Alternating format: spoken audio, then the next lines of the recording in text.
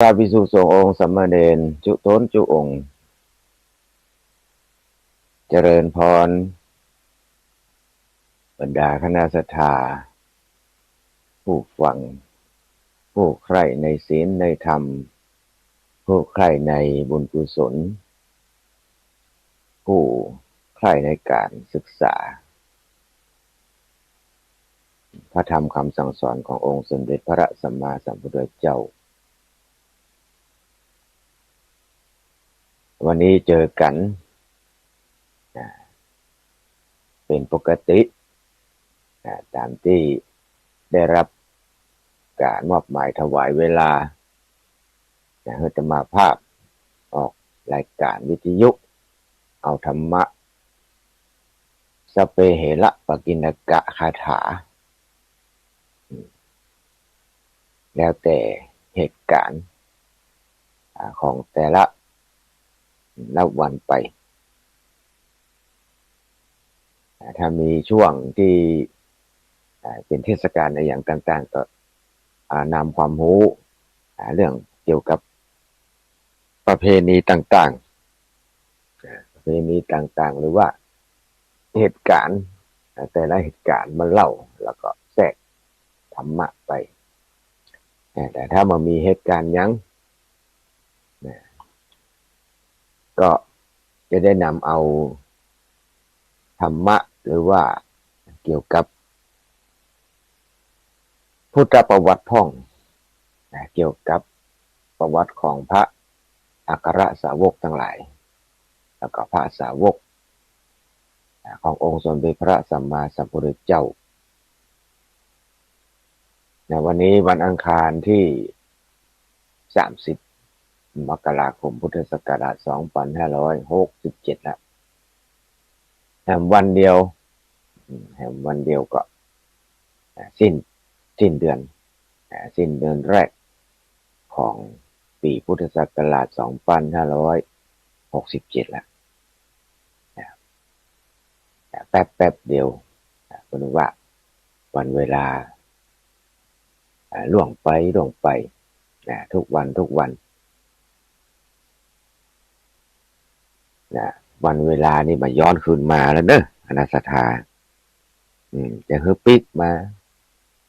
วันเวลาเนี่ยก็นึกว่าวันเวลาอันเวลาวาลีไม่เคยคอยใครตึงมาคอยใครตึงมารอเนอะผ่านไปทุกนาทีคือผ่านไปแล้วเป็นอดีตตอนที่ประเดี๋ยวนี้ที่อาตมาภาพตูลุงที่ลูกหลานเป็นห้องตูลุงแหละมีลูกมีหลานห้องตูลุงแต่ว่าบรรดาคณะสัทธาที่มีอายุนักบางคนบางท่านก็ยังห้องตูลุงอยู่ห้องเพื่อลูกเพื่อหลานไปความจริงการมาภาพก็ว่าแกก็แกว่าปะแกก็ปะแก คนเฮานี่นะมันบ่ค่อยยอมรับว่าตัวเก่าแก่โอ้คนชมว่าตัวเก่าหนุ่มอยู่ยิ้มแต่บางคนนี่ถ้าบอกว่าเอ้านี่ว่าเท่าแต่เท่าว่า บางคนก็โคตรนะมันเป็นธรรมดาของโลกคนว่าบางคนเฮามันอยู่ในตกอยู่ในโลกกระทำแปดมีสุขก็ต้องมีทุกข์เป็นของคู่กันมีสุขคนเฮาถ้ายังยังมีกิเลสอยู่ยังไปเกี่ยวข้องกับทั้งโลกเกี่ยวข้องกันทั้งโลกมันก็ต้องโยตกอยู่ในกฎของโลกธรรมแปดนี่แหละสี่กู้เหมือนกันมีสุขก็ต้องมีทุกข์มีสรรเสริญมีนินทามีลาภเสื่อมลาภมียศเสื่อมยศ มีสรรเสริญมีนินทาอันนี้ของคู่กันคนที่รู้สภาวะอย่างนี้แล้วว่าคนเราต้องตกอยู่ในโลกธรรมแปดเนี่ยถ้าเรายังเกี่ยวข้องอยู่มันก็ไปยึดไปติดอยู่อารมณ์แปดอย่างนี้มันเป็นเรื่องธรรมดาแต่ว่าเราจะยอมรับมันได้ขนาดไหนใจเราจะยอมรับมันมากน้อยขนาดไหน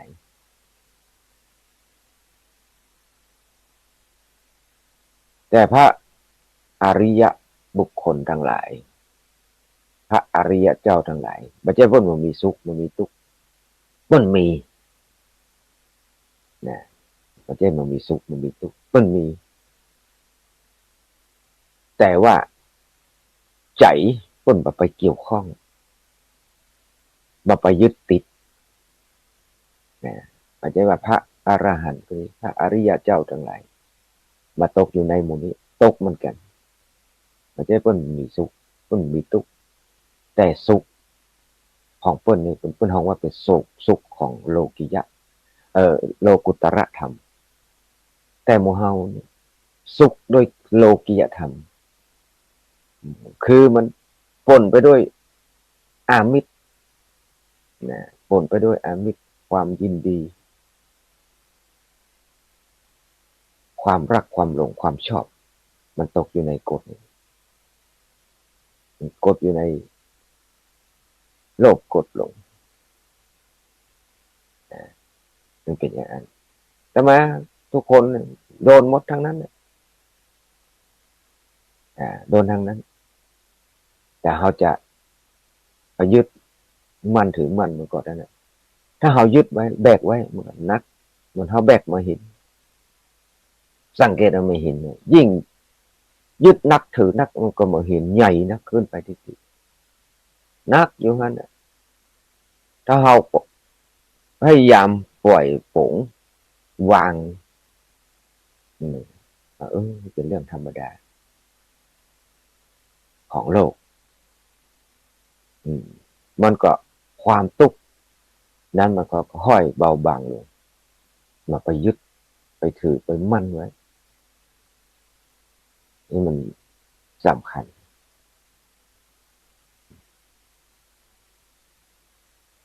บางคน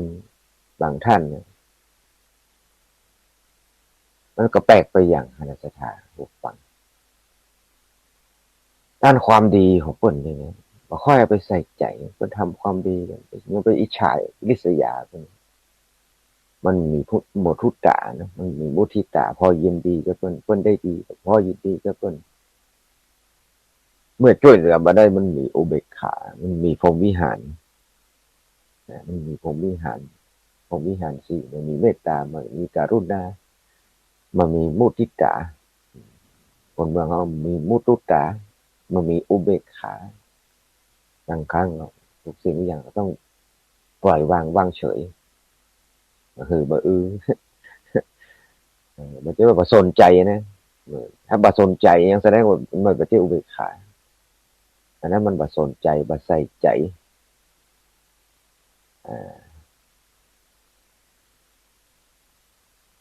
มันยังคือที่บ่ใส่ใจบ่สนใจมันก็มีหลายประการมีเหตุหลายประการหนึ่งมันใช่เรื่องของเฮาหูเรื่องมาฮับหูตัวบ่เกี่ยวข้องตัวเฮาแต่คนเฮาทุกคนทุกท่านเมื่อเกิดมาในโลกอยู่ในวัฏสงสารนะเอาจริงมันมีเรื่องเกี่ยวข้องกันทั้งนั้นนะทำบุญร่วมกันถึงได้มาเกิดเป็นคนบางทีทำกรรมร่วมกันทำบุญร่วมกันทำกรรมร่วมกันทั้งกรรมดีกรรมชั่วเลยมาเกิดอยู่ร่วมกันแม้แต่สรรพสัตว์ทั้งหลายก็ดีทั้งหลายคณะสัตยาที่ยังอยู่กับเฮารอบข้างเป็นมดเป็นแมงเป็นบางทีอาจจะทำกรรมมาร่วมกันก็ได้ ก็เลยมาต้องมาเกี่ยวมาคล้องมายุ่งมาเกี่ยวกันอ้าวอันนี้ธรรมะพระคิดกะเริ่มต้นยังไม่ได้ขอบคุณท่านผู้อำนวยการท่านพระครูอภิวัฒนาภิกรมเลยที่ถวายเวลามาทุกวันอังคารตั้งแต่ตี 3ถึงตี 5แล้วก็บรรดาคณะสัตยาผู้ฟังอะไรก็ติดตามลำต้วยกันฟังกันไปแล้วก็ก่อนอื่นก็ขอขอบคุณในเมตตาปรมีธรรมของครูบาอาจารย์เจ้าของสถานีวิทยุเจ้าหน้าที่เครื่องเสียงอะไรต่างๆที่นำรายการไปออกวิทยุมือหมู่เฮาทั้งหลายฟังทุกเจ้าก็มีโอกาสเมื่อมีความรู้ได้ศึกษาธรรมะมีความรู้นี่มาเล่ามามาฟังคือคณะสัตยาทั้งหลายฟังไม่ใช่ทำของธรรมาภาพไม่ใช่ธรรมะของถ่ายคนใดคนหนึ่งเป็นธรรมะขององค์สมเด็จพระสัมมาสัมพุทธเจ้าดังนั้นเรามาเล่ามาคือคณะสัตยาทั้งหลายฟังแล้วก็มีส่วนที่อธิบายความเห็นของตัวบุคคลที่ได้อู้นั้นแต่ก็เป็นเรื่องว่าธรรมดาคนเฮาความคิดเห็นบางครั้งมันก็บ่ตรงกันก็มีมันเป็นความคิดเห็นน่าจะเป็นอย่างนั้นน่าจะเป็นอย่างนี้แต่ข้อหลักๆของธรรมะก็บักไก่จากหลักแต่ใดแต่ว่าผู้นำเสนอผู้สื่อขึ้นไปจะทำจะได้คือผู้ฟังได้เข้าใจสำนวนอาจจะแตกต่างกันไปบางคนอาจจะบอกหูเรื่องแต่บางคนที่บอกหูเรื่องก็มีทำให้ดู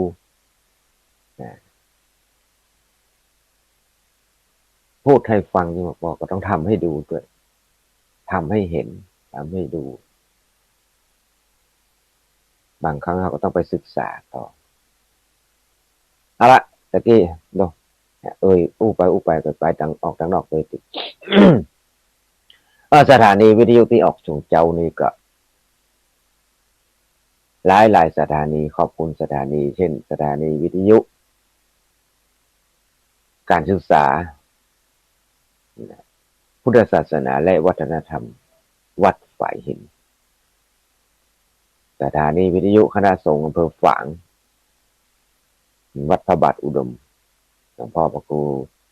สุจิตานุรักษ์ด็อกเตอร์เจ้าคณะอำเภอฝางวันก่อนก็ไปเจอกันที่วัดสถิตบรรพตนะไปแสดงมุทิตาแสดงความยินดีเพราะยินดีกับท่านอาจารย์พระมหานพดลสุวรรณเวทีเจ้าวัดบรรพตสถิตเจ้าคณะอำเภอวังเหนือจังหวัดลำปางคนมันหลายเนาะที่เจ้านักไม่ได้ตักไม่ได้ตายกันครูบาอาจารย์พวกกับเป็นต่างคนเฮามันพระกะละกะมันว่าไงพระเกะกะอยู่ต้องป่ายพวกนั้นนั่งสุดท้ายพวกนั้นนะผู้น้อยก็ต้องธรรมดา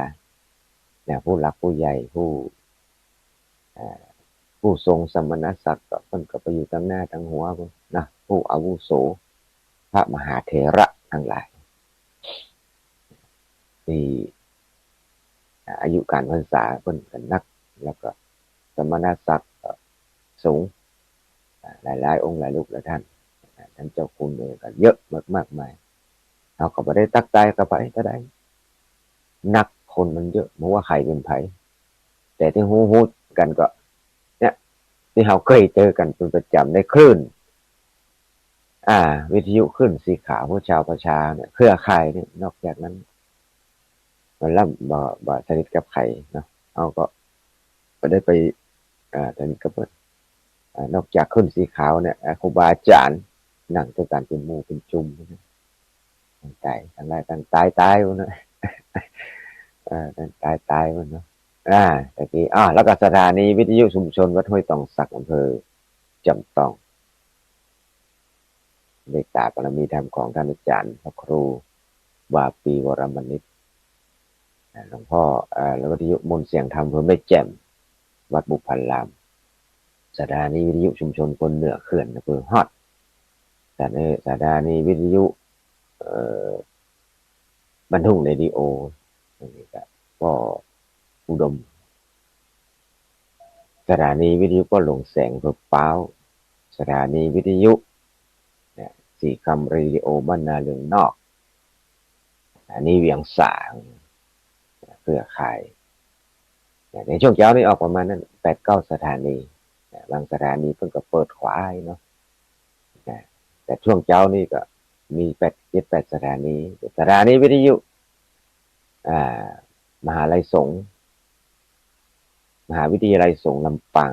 ที่อาจารย์มหานพดลเป็นผู้อำนวยการด้วยสถานีผู้อำนวยการมหาวิทยาลัยสงฆ์นครลำปางหรือว่ามจรลำปางก็ได้บางคนก็ว่าวัดบุญยวาสวัดบุญยวาสเมืองลำปางหลายสถานีเจอกันมันก่อนก็หลังจากแสดงมุทิตารับเครื่องทายทานทายธรรมอย่างเรียบร้อยก็ต่างคนต่างไปต่างคนต่างไปนะใครจะไปตั้งใดก็ตามเจตนาศรัทธาบางคนบางท่านก็ไปเจอกันพุ่นไปเอวอย่างลำปางก็มีสถานที่ท่องเที่ยวหลายที่หลายตังเหมือนกันแต่ว่าที่บ่เคยไปแต่มาก็ไปลำปางมาหลายเทื่อหลายหนสถานที่ที่เราบ่เคยไปที่ว่ารู้สึกว่าคุณสร้างไว้เนาะแปลกกว่าเพิ่นก็ไปงวดก่อนที่ไปสถาบันธรรมวิวัฒน์ของอาจารย์สาธิตก็แวะอะไรอย่างก็หุงไฟฟ้าไม่เหมาะนะเป็นแลนด์มาร์คที่ท่องเที่ยวของผมไม่เหมาะเหมือนกันงามพอสมควรพอเมืองแหล่อยู่บนดอยสถานที่ลำปางก็น่าเที่ยวเยอะมากมายเหมือนกันแล้วก็วันก่อนก็หลังจากที่ออกจากวัดบรรพตสถิตก็ไปดอยพระชานมุ่งตรงไปดอยพระชานที่อำเภอแม่ทะเนาะอำเภอแม่ทะ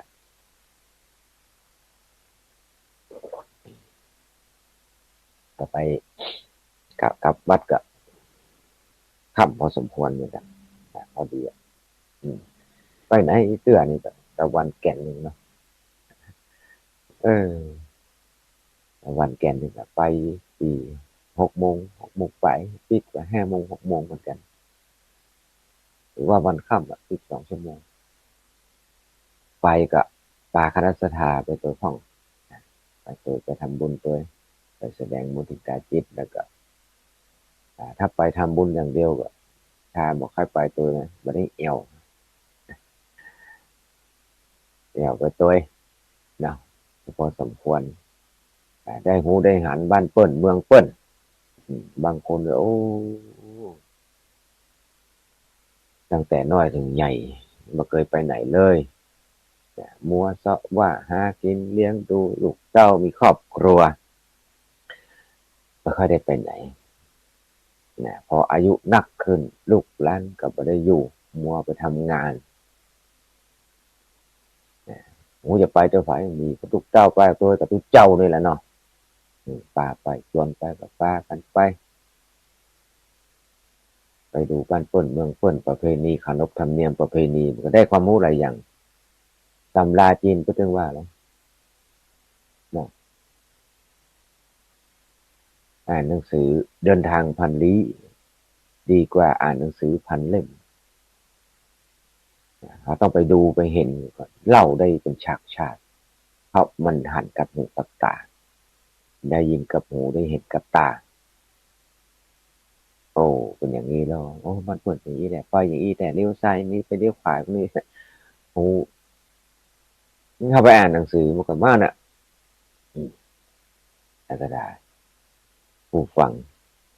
เอาไปอ่านหนังสือเรามันก็อ่านไปตัวหนังสือนึกมโนภาพผมมหันต์นะบางทีก็มหันต์บางคนก็อยู่ที่คนเล่าเหมือนกันโอ้เล่าเป็นฉากเหมือนได้หันมากับตาเ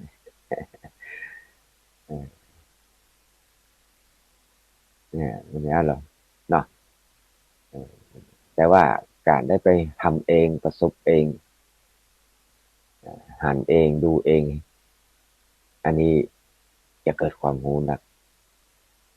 ดูแล้วก็มาคิดพิจารณาว่าโอ้เป็นอย่างนั้นอย่างนี้ได้ดูแล้วก็ผ่านเลยไปผ่านมาแล้วก็ผ่านไปไม่ได้อย่างก็นึกว่าอย่างนั้นนะการเหมือนคนที่ว่าดูหนังดูละครดูแล้วได้เอ่ออินไปกับฉากของมันแล้วก็ผ่านเลยเนี่ยม่วนไปเป็นเตื้อเออคนว่าดูหนังดูละครแล้วย้อนดูตัวเองคิดอย่างนี้คนเฮาก็เป็นอย่างนี้เหมือนกันนี่พระสารีบุตรเถระกับพระโมคคัลลานะเถระเนี่ยมันไปดูหนังดูละครแต่ตอนสุดท้ายมาคิดได้เนี่ยโอ้เขาได้สาระอย่างกับการดันเล่นได้สาระอย่างได้ประโยชน์อย่างกับการดูละครเนี่ยคนคิดว่าโอ้มันแสดงไปตามบทบาทที่รับมอบหมายแสดงและปนไปย้อนดูก็โอ้เขาได้สาระอย่างกับการดูหนังดูละครการละเล่นวันนี้เกิดสาระอย่างขึ้นพ่องพระโมกขัลลาพระสารีบุตรแทบโมกขัลลานะอุปาติสสะและโกริตะที่ตอนที่ตนยังบริบวชเนาะก็คิดว่าโอ้คนที่แสดงเนี่ยอายุบ่ถึง100 ปีสักคนแม้ตัวเราเองก็อายุบ่ถึงอาจจะบ่ถึงแม้แต่ท่านผู้ฟังทั้งหลายคณะสัตยาอายุว่าถึง101ถึงยังจะถึงก็นะครับว่าโอ้แล้วเราจะได้ประโยชน์กับอย่างเราจะมีที่เปิ้งจะใดในโลกหน้าโลกนี้เราเชื่อมีความเชื่ออย่างนั้นว่าโลกหน้าโลกนี้มีจริงบุญกรรมมีจริงบุญบาปมีจริงเราเชื่ออย่างนั้นสวรรค์นรกมีจริงบุญบาปมีจริงก็ได้จะเล่าเรื่องเอ่อบางคนเลยนะมีความเชื่อคติความเชื่อเนี่ยทำดีได้ดีมีที่ไหนทำชั่วได้ดีมีทมไป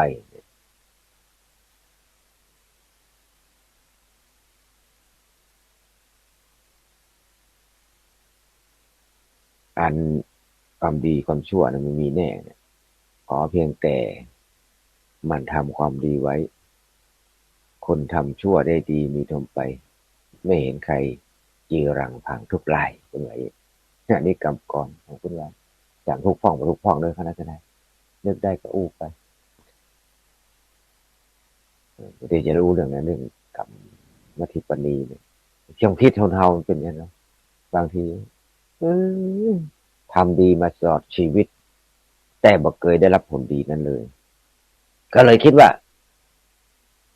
ความดีแท้มีเนี่ยมันก็เลยคิดนั้นเพราะว่าทำความดีมาตลอดเห็นมันได้ผลตอบแทน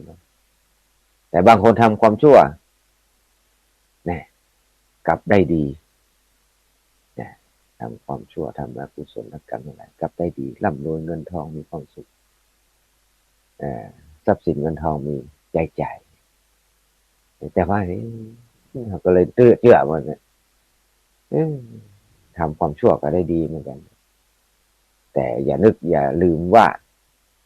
ที่บางคนมันทำความชั่วแต่ว่ามันได้ดีมันเพราะว่ามันมีบุญเก่าเมื่อบุญเก่าหมดเมื่อใด กรรมใหม่ตอบสนองทันที มันอาจจะสนองมาได้ในปัจจุบันอาจมีผลสนองในอนาคตแต่ทำดีความชั่วก็ตามเนี่ยบางทีมันยังไม่รับผลเตื้อส่วนถ้าความดีมันไม่ได้พบผลเตื้อเพราะว่าแสดงว่าความดีเขายังไม่เต็มเตื้ออดีตชาติหรือว่าอดีตที่ผ่านมาเขาไม่ได้ทำความสะสมความดีไว้มาสะสมปัจจุบันนี้มันจะให้ผลอาจจะให้ผลในภาคไปในอนาคต ในอนาคตคุณว่าบางทีทำความดีมาตลอดได้รับผลบ่ดีนะนึกว่าเราทำความดีทุกวันตึงวันนี่อย่างไม่ได้รับอย่างนี้ผลมันมาดีขึ้นเราต้องคิดดูพิจารณาตัวว่าบางทีเราอาจจะทำเหตุทำเหตุไว้ยังบ่เพียงพอเตื้อยังบ่ได้ย้อนตอบสนองบางทีอย่างครับปลูกข้าวเนี่ยปลูกข้าวปลูกบ่อเขือก็ได้ปลูกพืชผักผลไม้ก็ดีอายุมันหนุ่มอยู่ปลูกข้าวได้เดือน2 เดือนจะให้มันหน่วยจะกินหน่วยแล้วมันเป็นไปบ่ได้ต้องรอการเวลาต้องรอระยะมันพอดีอายุมันครบแล้วบ่เข้ามันก็ออกรวงขึ้นมาเมื่อออกรวงขึ้นมาก็สามารถไปเก็บเกี่ยวเอาไปสีเอาไปกินเอาไปนึ่งได้ผลแต่ว่าเรากำลังปลูกแง่ยังไม่ได้เอาสักอย่างนะไม่ได้เอาสักอย่างปุ๋ยก็ไม่ได้ใส่มันก็บ่ต้องประมาณเตื้อมาดอกเตื้อจะรอเอาผลตอนนั้นเลยไม่ได้แต่บางคนนี่ทำไมอีเนี่ยอย่างคนที่มันทำต้องทำมันอย่างก็ได้เลยก็มีอ้าวอันนั้นเพิ่นเอาเข้าใส่หลองไว้แล้วอืมถึงเวลาก็เอาไปสีเนี่ยในคนแสดงคนทำไว้บุญบาปเหมือนกันตอบสนองทั้งนั้นอ่ามีผลทั้งนั้นมีผลทั้งบาปทั้งบุญถ้าถือว่าอู้กันเป็นกลางคือกรรมคำว่ากรรมในบ้านเฮาคนเฮานี่ส่วนใหญ่เลยมาอู้ในเรื่องทางที่บดีมันเป็นกรรมได้แต่ความจริงกรรมนี่เป็นคำกลางๆนะกรรมนี่เป็นคำกลางๆทำดีก็กุศลกรรมทำกรรมชั่วก็อกุศลกรรมนี่เป็นต้นบางทีก็ยังมาค่ายให้ผลนะก็ต้องรอเวลาอันนี้จะอาจจะมาเล่ามาลุงบางคนมันคิดอะไรสติมีความคิดมีความเชื่อมีคติว่าทำดีได้ดีก็มีทำชั่วได้ชั่วก็มีทำชั่วได้ดีก็มีทำดีได้ชั่วก็มีมันเป็นเพราะเหตุอย่างต้องอย่างก็อยากมาเล่าทีหลังก็แล้วกันนะมีเวลาตอนสุดท้ายวันนี้จะเล่าเรื่องอัครสาวกของเฮานี่ที่อาทิตย์ก่อนพระเจ้าอาทิตย์ที่แล้วเนาะพระอุปติสสะมานพอุปติสสะและโกริตะอุปติสสะได้บวชแล้วป่าเจ้าหมู่เจ้าฝูงมาโดยบวชโดยกับเป็นหมู่กับพระพุทธเจ้ากับประทานหิวิคุปสัมปทาทั้งหมด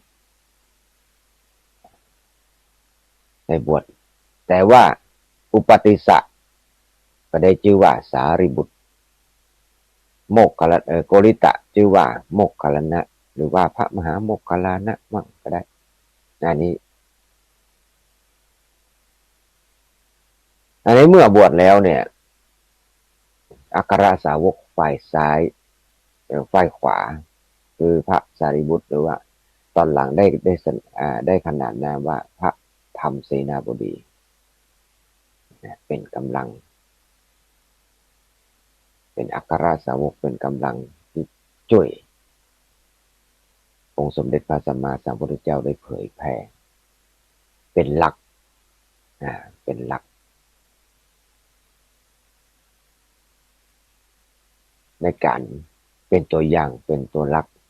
เป็นตัวอย่างแก่ภิกษุสงฆ์องค์สังฆเจ้าที่สมัยพุทธกาลแต่ว่าตอนที่เป็นบวชเนี่ย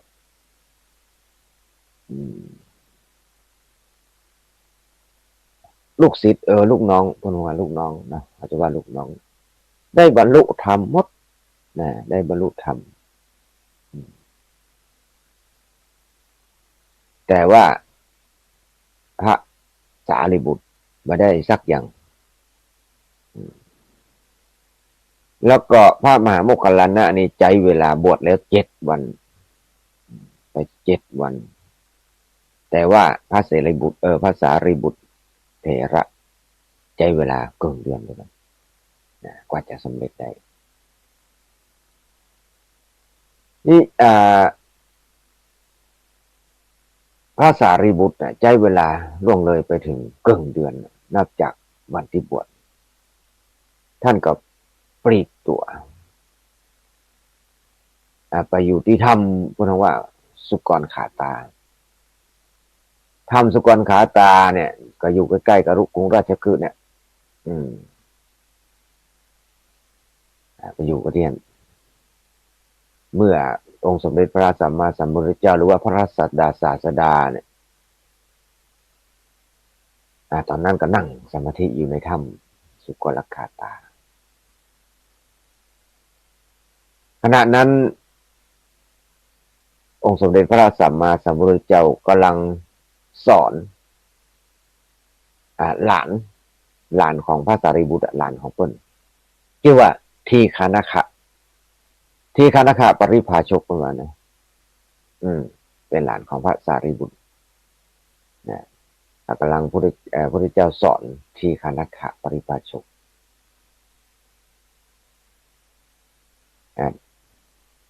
ท่านพระสารีบุตรก็นั่งฟังนั่งสมาธิอยู่ก็ฟังนะส่งญาณคิดพิจารณาตามเทศนาที่พระพุทธเจ้าได้เทศนาให้แก่ทีฆนคะในที่สุดก็คนทั้งว่าปารมีก็เต็มคนทั้งว่าสาวกปารมีญาณเต็มขึ้นมาก็ได้บรรลุแต่จะบรรลุอย่างไรนั้นคนก็คนว่าบรรลุตามสำคัญไปตามลำดับนั้นน่ะตามที่คนเขาได้ศึกษาประพฤติปฏิบัติมาตามที่ครูบาอาจารย์คนว่าเข้าฌานเรียบร้อยแล้วเข้าปฐมฌานทุติยฌานตติยฌานจตุตถฌานอากาสานัญจายตนะนิญญานัญจายตนะแล้วก็อากินจัญญายตนะเนวสัญญานาสัญญายตนะและสัญญาเวทจิตตานิโรธสัญญาเวตจิตตานิโรธอันนี้เป็นไว้เข้านิโรธสมาบัติอันเดียวกันนั่งเข้าสมาธิดิ่งไปตามลำดับอย่างนั้นก็ส่งกระแสจิตไปฟังธรรมเนี่ยเราสังเกตว่าพระสารีบุตรคนถือว่าผู้เป็นผู้มีสติปัญญานักนะมีสติปัญญานักมัวแต่คิดพิจารณาคนเฮานี่สติปัญญานักก็มันมัวคิดพิจารณาเนาะจริงบ่จริงจริงบ่จริงบ่ค่อยเชื่ออย่างง่ายๆแต่แล้วแถมอย่างคนเปรียบเสมือนว่าพระสารีบุตรเราเนี่ยเป็นผู้มีสติมีปัญญานักแต่ก็ยังบรรลุจากว่าพระมหาโมคคัลลานะคนเปรียบว่าพระสารีบุตรเนี่ย มันต้องคนเฮาเพิ่นว่ามันต้องเตรียมเข้าเตรียมของจะเดินทางไปไหนนี่เปรียบเหมือนพระราชาเพิ่นว่าพระธรรมเสนาบดีเนี่ยเหมือนเปรียบเสมือนพระราชาจะเสด็จไปไหนนะก็ต้องเตรียมของละเตรียมจังเตรียมม้าเออเตรียมข้าทาสบริวารที่จะเฮ่เป็นขบวนไปด้วยกันเนี่ยมันต้องจ้าหน่อย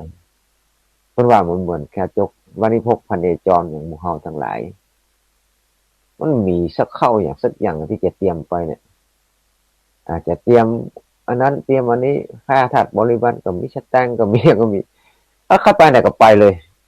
คนจวนก็ได้ปะไปสดเศร้าเลยแต่บางคนเนี่ยเดี๋ยวต้องเตรียมอันนั้นแต่งตัวแต่งเนื้อแต่งตัวเตรียมคนนั้นตวนคนนั้นเตรียมรถเตรียมยาอืมพระสารีบุตรพุทธการเนี่ยเปรียบเสมือนเป็นผู้มีสติปัญญานักมีปัญญานักเตรียมเข้าของอืมมีบริกรรมนักแล้วไปมันเหมือนหมู่เฮามันเหมือนคนฆ่ายาจกเข็นใจเนี่ยนึกจะไปไหนก็ไปได้เลยเนี่ยนี่ว่าเกแต่พระราชานี่ไม่ได้จะไปไหนนี่ต้องเตรียมจ้างเตรียมมาเตรียมพันยานพาหนะมีคนกำลังสมแก่ฐานะหรอเพื่อสมแก่ฐานะจะได้ฉะนั้นเนี่ยพระสารีบุตรก็เปรียบเสมือนอุปมาฉันนั้นเนี่ยเหมือนกันวันใดบุตรโอ้พระสารีบุตรก็เลยว่านึกถึงการบรรลุธรรมของท่านว่าเอพระผู้มีพระภาคเจ้าตรัสรู้แล้วก็มีพระปัญญาจักษุได้แสดงธรรมแก่โปรดคนอื่นเนี่ยเวลาตอนนั้นเพิ่นโปรดคนอื่นแล้วโปรดทีฆานะปริภาชกเป็นหลานตอนที่พระพุทธเจ้าทรงแสดงธรรมอยู่เนี่ยก็เลยพระสารีบุตรก็มุ่งประโยชน์ได้ตั้งใจฟังการตั้งใจฟังโอ้ของเฮานี่บัดไร้ประโยชน์แต่เลยบัดไร้ประโยชน์เลยก็เลยเป็นผู้หลุดพ้นแหละได้ฟังก็เลยเป็นผู้หลุดพ้นแล้วอาสวะกิเลสมาได้แล้วหมดกิเลสแต่ไม่ได้ตั้งใจนะแต่คงพระเจ้าคงจะรู้วาลจิตนะภาษาลิบุตรกำลังคิดพิจารณานั่งสมาธิอยู่เนี่ยก็เลยไปโปรดแสดงธรรมให้ที่คานักขะปริภาชกแต่คงจะส่งกระแสพยานกระแสจิตเนี่ยลุ้นให้ภาษาลิบุตรเลยภาษาลิบุตรฟังได้ฟังธรรมนั้นนะธรรมนั้นจึงว่าเวทนาปริคัหาสูตรไงโอ้ถึงเรื่องเวทนามีความทุกขเวทนาสุขเวทนาอุเบกขาเวทนาอยู่เนี่ย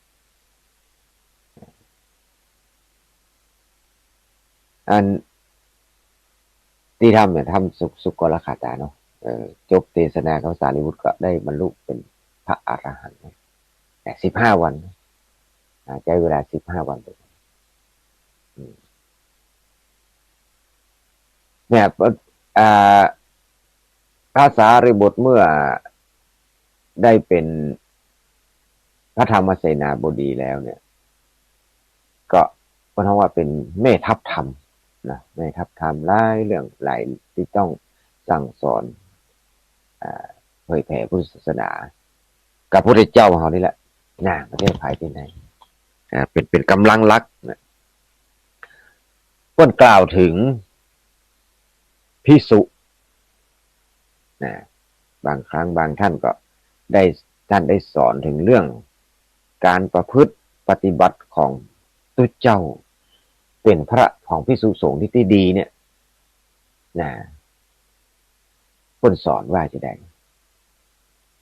เปิ้นกล่าวถึงลักษณะของภิกษุที่ดีพระสงฆ์ที่ดีพระภิกษุสงฆ์ที่ดีเนี่ยเปิ้นกล่าวว่าผู้ใดสมบูรณ์ด้วยศีลสงบระงับมีสติมีความดำริชอบบ่ประมาทไม่ประมาท ยินดีในกรรมฐานภาวนาอันเป็นธรรมะภายในมีใจมั่นคงอยู่คนเดียวยินดีในปัจจัยตามมีตามได้นักปราชญ์ทั้งหลายเรียกผู้นั้นว่าภิกษุเนี่ยก็สอนตัวเจ้าที่ดีมีอย่างห้องเนี่ยอันนี้สำคัญเหมือนกันท่านผู้ฟังพระครูบาอาจารย์เจ้าทั้งหลายที่ฟังอยู่ก็นี้พระสารีบุตรเป็นกล่าวว่าพระสารีบุตรเถระว่าตัวเจ้าที่ดีเป็นอย่างห้องตัวเจ้าที่ดีต้องสมบูรณ์ด้วยศีล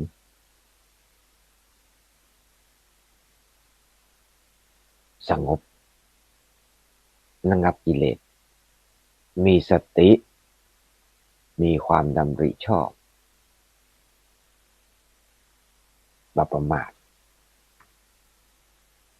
ยินดีในกรรมฐานภาวนาอันนี้ธรรมะภายในของที่สุขที่ดีมีใจมั่นคงสันโดษอยู่คนเดียวบ่ไปยุ่งเกี่ยวด้วยหมู่คณะจะไปอยู่กับหมู่กับฝูงอู้กันมันที่สุขที่ดีต้องสงบระงับไปอยู่คนเดียวสันโดษยินดีโดยปัจจัยตามมีตามได้นะตามมีตามได้นะคนหูทั้งหลายนักปราชญ์ทั้งหลายเรียกว่าโอ้นี่แหละภิกษุภิกษุที่ดีนะอันนี้เพื่อนสอนทุกเจ้าเนี่ยเพื่อนผมอาจารย์โดยการสอนทุกเจ้าทั้งหลายก็สอนหลายเรื่องหลายราวเนี่ยยินดีในจีวรและเสนาสนะเนี่ยทุกเจ้าต้องมีจิตใจเด็ดเดี่ยวอย่างเช่นว่าการนุ่งห่มจีวรอย่างก็ดีเนี่ยเสนาสนะทั้งหลายก็ดีคือมุ่งประโยชน์เป็นหลักพอเพียงเพื่อพอจะเป็นอยู่ด้วยความสุขมาเดือดร้อนแค่นั้นนุ่งห่มจีวรก็ดีเสนาสนะใดเนี่ยที่คนเฮาที่เฮานั่งสมาธิอยู่ที่คนทุกเจ้าทั้งหลายนั่งสมาธิเนี่ยพ้นขอแว่ขอแค่ว่าฝนตกฝนตกลงมาแล้วก็มันเวลานั่งสมาธินี่พ้นขอมันบัดตกใส่หัวเข่านี่ก็เสนาสนะนั้นหรือว่ากุฏินั้นก็เพียงพอที่จะทำให้ทุกเจ้าภิกษุเนี่ยไปสู่นิพพานได้เหมือนกันอย่างสบายเลยคนมันต้องจำเป็นต้องเป็นหรูหราอลังการต้องยิ่งใหญ่อลังการนั่นแหละเพราะมันพอเวลาฝนตกภาษามันสอนว่านะคือเจ้าขอให้มันฝนตกลงมาเนี่ยมันบัดลดใส่หัวเข่าเขานั่งต่อนั่งสมาธิเนี่ยว่าเสนาสนะนั้นก็พอใจได้นะว่าเนี่ยเพิ่นมันติดเนี่ยภิกษุมันติดในลาภสักการะเนี่ยอันนี้คุณสอนมันนะเล่นเรื่องอะไรแล้วนั่นแหละโอ้แต่ว่าเพิ่นเมื่อเพื่อเพิ่นเป็นพอเป็นพระเป็นพระอัครสาวกเรียบร้อยเนี่ยก็ยังปลาแม่ปลาลูกเปียปี้ปลาน้องไปบวชมดน่ะมาบวชหมดเลยนะภาษาลิบุตรจวนมา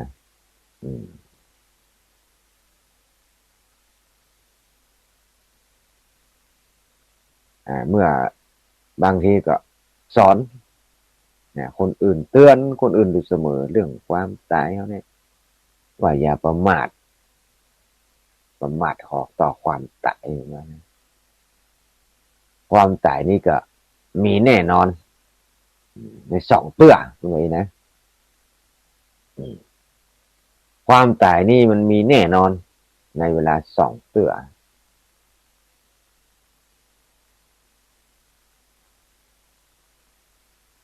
มีสองเตื้อตอนไหนคุณว่าตอนเมื่อตอนเก่ตอนเมื่อ ข่าวเมื่อแก่ข่าวเมื่อหนุ่มสองอย่าง ความตายมีแน่นอนบางคนก็แก่ตายเนาะบางคนก็หนุ่มตายคนอายุเจ้า30ไปแล้วก็มีไม่แน่หรอกบางคนก็แต่ตายก็ไม่ได้การจะบัดตายนี่มันมีอืมตอนหนุ่มก็ตายแก่ก็ตายก็จะสอนอย่างนี้ถ้าคนเราจะพ้นจะสอนพระสารีบุตรตั้นทั้งหลายจงอย่าประมาทเนอะเพื่อปฏิบัติดีปฏิบัติชอบเนอะอืมอย่าพินาศไปอย่าว่าอย่ามันชิบหายอย่าไปตายเต้อในขณะที่อ่ามันเวลาเนาะอย่าได้หื้อล่วงเลยไปก็ได้ก็ได้ไปเปล่า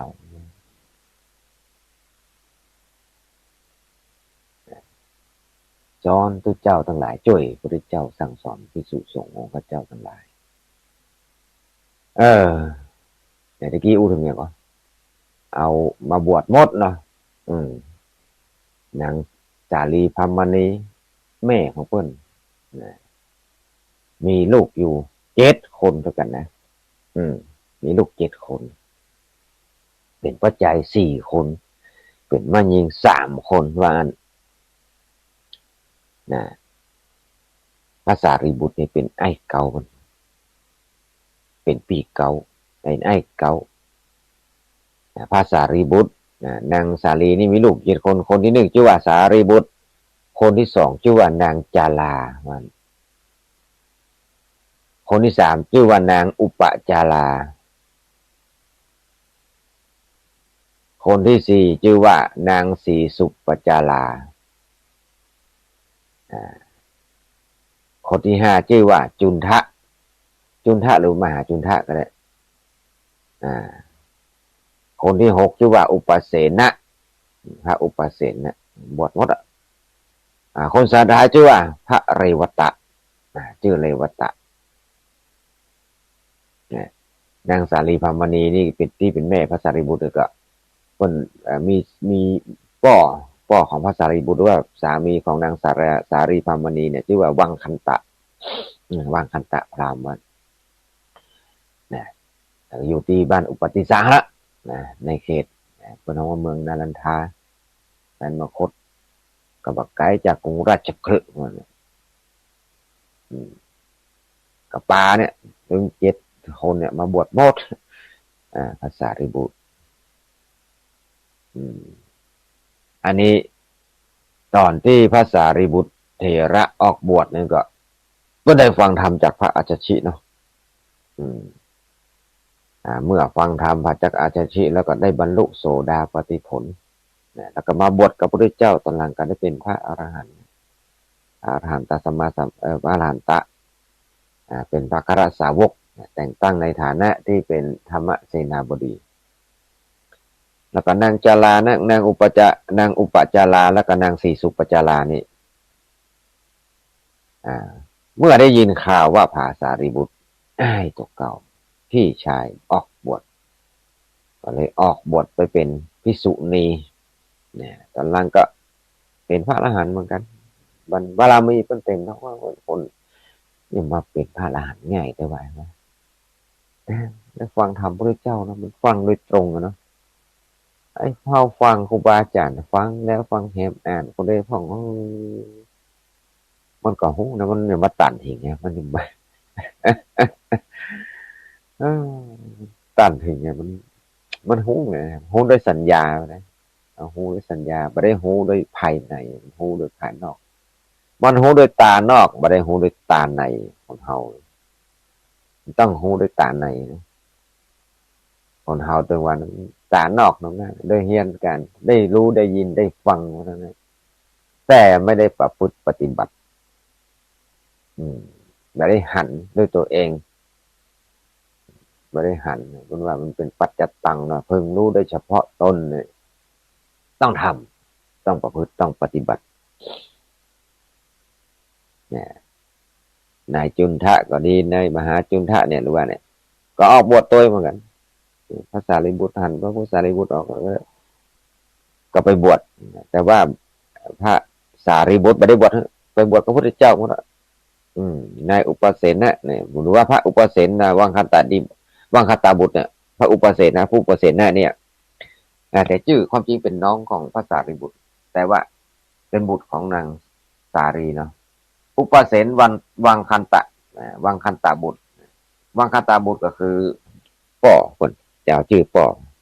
ชื่อป่อมานามสกุลเนาะวังคันตะพระอุปเสนนี่เกิดศรัทธาก็ตอนหลังไม่ได้เป็นพระ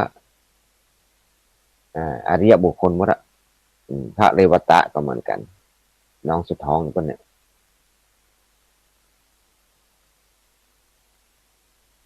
ตอนแรกเนี่ยเรวตะนี่เนี่ยแม่นะนางสาลีบัดท่องการให้ลูกคนน้อยนี่บวชเลยไปบวชหมดประดกเสียง6 คน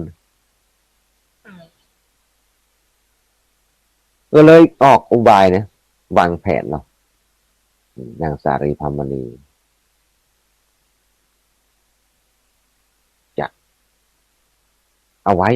ครองเรือนนะได้สักคนไว้เป็นสืบเชื้อสายสกุลมันก็เลยไปขู่ไปขอ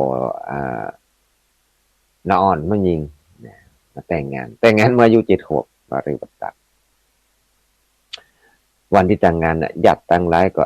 ทั้งสองตามประเพณีก็ทำนะจุ่มในถัดน้ำของรดน้ำดำนี่อวยพรก็กล่าวว่าขอให้เจ้าหันท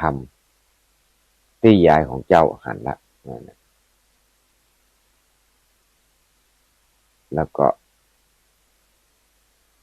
อยู่สิ้นกาลนานในชายเดวตาได้ยินเลยว่ายายคนสอนเนาะญาติก็เลยสงสัยว่ายายของอันละอ่อนไม่ยิงเนี่ยเพิ่นว่าเห็นธรรมเนี่ยการเห็นธรรมเนี่ยเห็นอะไรอย่างเห็นธรรมเพราะอาจจะถ้าเห็นธรรมนี่จะได้ดวงตาเห็นธรรมนะหันธรรมเนาะ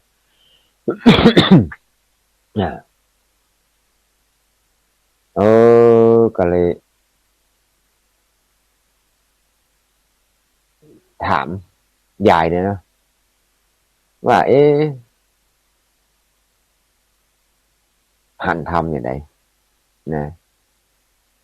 ก็มีเขาไปถามว่าคนไหนที่กล่าวเห็นธรรมก็พวกก็เลยจี้พอแล้วนะคนนั้นนะกะคนนั้นนะมีอายุ120 ปีเนี่ยอายุ120 ปีนะเขี้ยวก็หลุดนะผมก็งอกหนังก็เหี่ยวผิวก็ตกกระแล้วหลังก็กงกองกงงง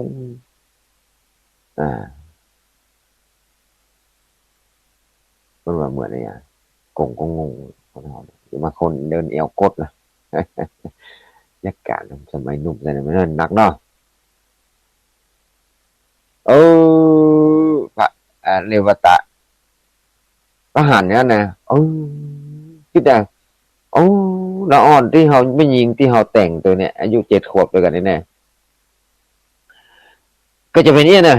แหม120 ปีแหม100 ปีเป็นเนี้ยว่าเป็นเนี้ยกันแน่เนาะเรวตะก็ถามว่าละอ่อนนี่กำลังละอ่อนนี่มันก็งามมันดีเนาะละอ่อนนะหักอยู่น้อยหรอกผู้ฟังทั้งหลายกันเหมือนกันตอนเป็นนุ่มเป็นกำนึกถึงอดีตสมัย50 ปี60 ปีก่อนนี่แค่นี้งามคนหนึ่งนะบ่าวมันลุมจีบของสาวมันลุมล้อมของเรานึกอยู่นะกูขึ้นไปทางหน้าได้ละขึ้นย้อนหลังเลย5 กับ 1ในตองอูนะข้ากับคนงามคนอื่นนี่ก็ดูคนลุมจุบลุมจีบไปหรอว่าไงแล้วประเด็นนี้เป็นไงนี่เป็นไงพ่องเขี้ยวมีแล้วนะเขี้ยวผมมีแล้วผมก็งอกหนังก็เหี่ยวผิวที่เนื้อตัวเขาเนี่ยพอเป็นจุดดำจุดแดงนะจุดด่างจุดดำจุดแดงมันห้องมันตกกระ อืมหลังก็กล่องเวลาลุกขึ้นเนี่ยโกนขึ้นก่อนแล้วกว่าจะลุกได้นี่เป็นเวลาละละละละอยู่นะมันก็เลยคิดพิจารณาเนี่ยคนเราโอ้เลวตะหันว่าโอ้อันแถมหน่อยนี่อีน้องนี่ก็ให้อย่างนี้กันเนี่ยเนอะเออคนเขาว่าก็อีละกันจะเป็นอีโมดล่ะทุกคนอืมทุกคนต้องเป็นอย่างนั้นอ่านหูฟังก็เหมือนกันเหมือนกันเลวตะนี่น้องของภาษารีบุตรนี่มันจะร่างกายนี่ก็แปลกไปนะแปลกไปเพราะความแก่ความชราโอ้อายเฮาพี่ชายที่คือพระสารีบุตรเนี่ยคงหันอย่างนี้นะ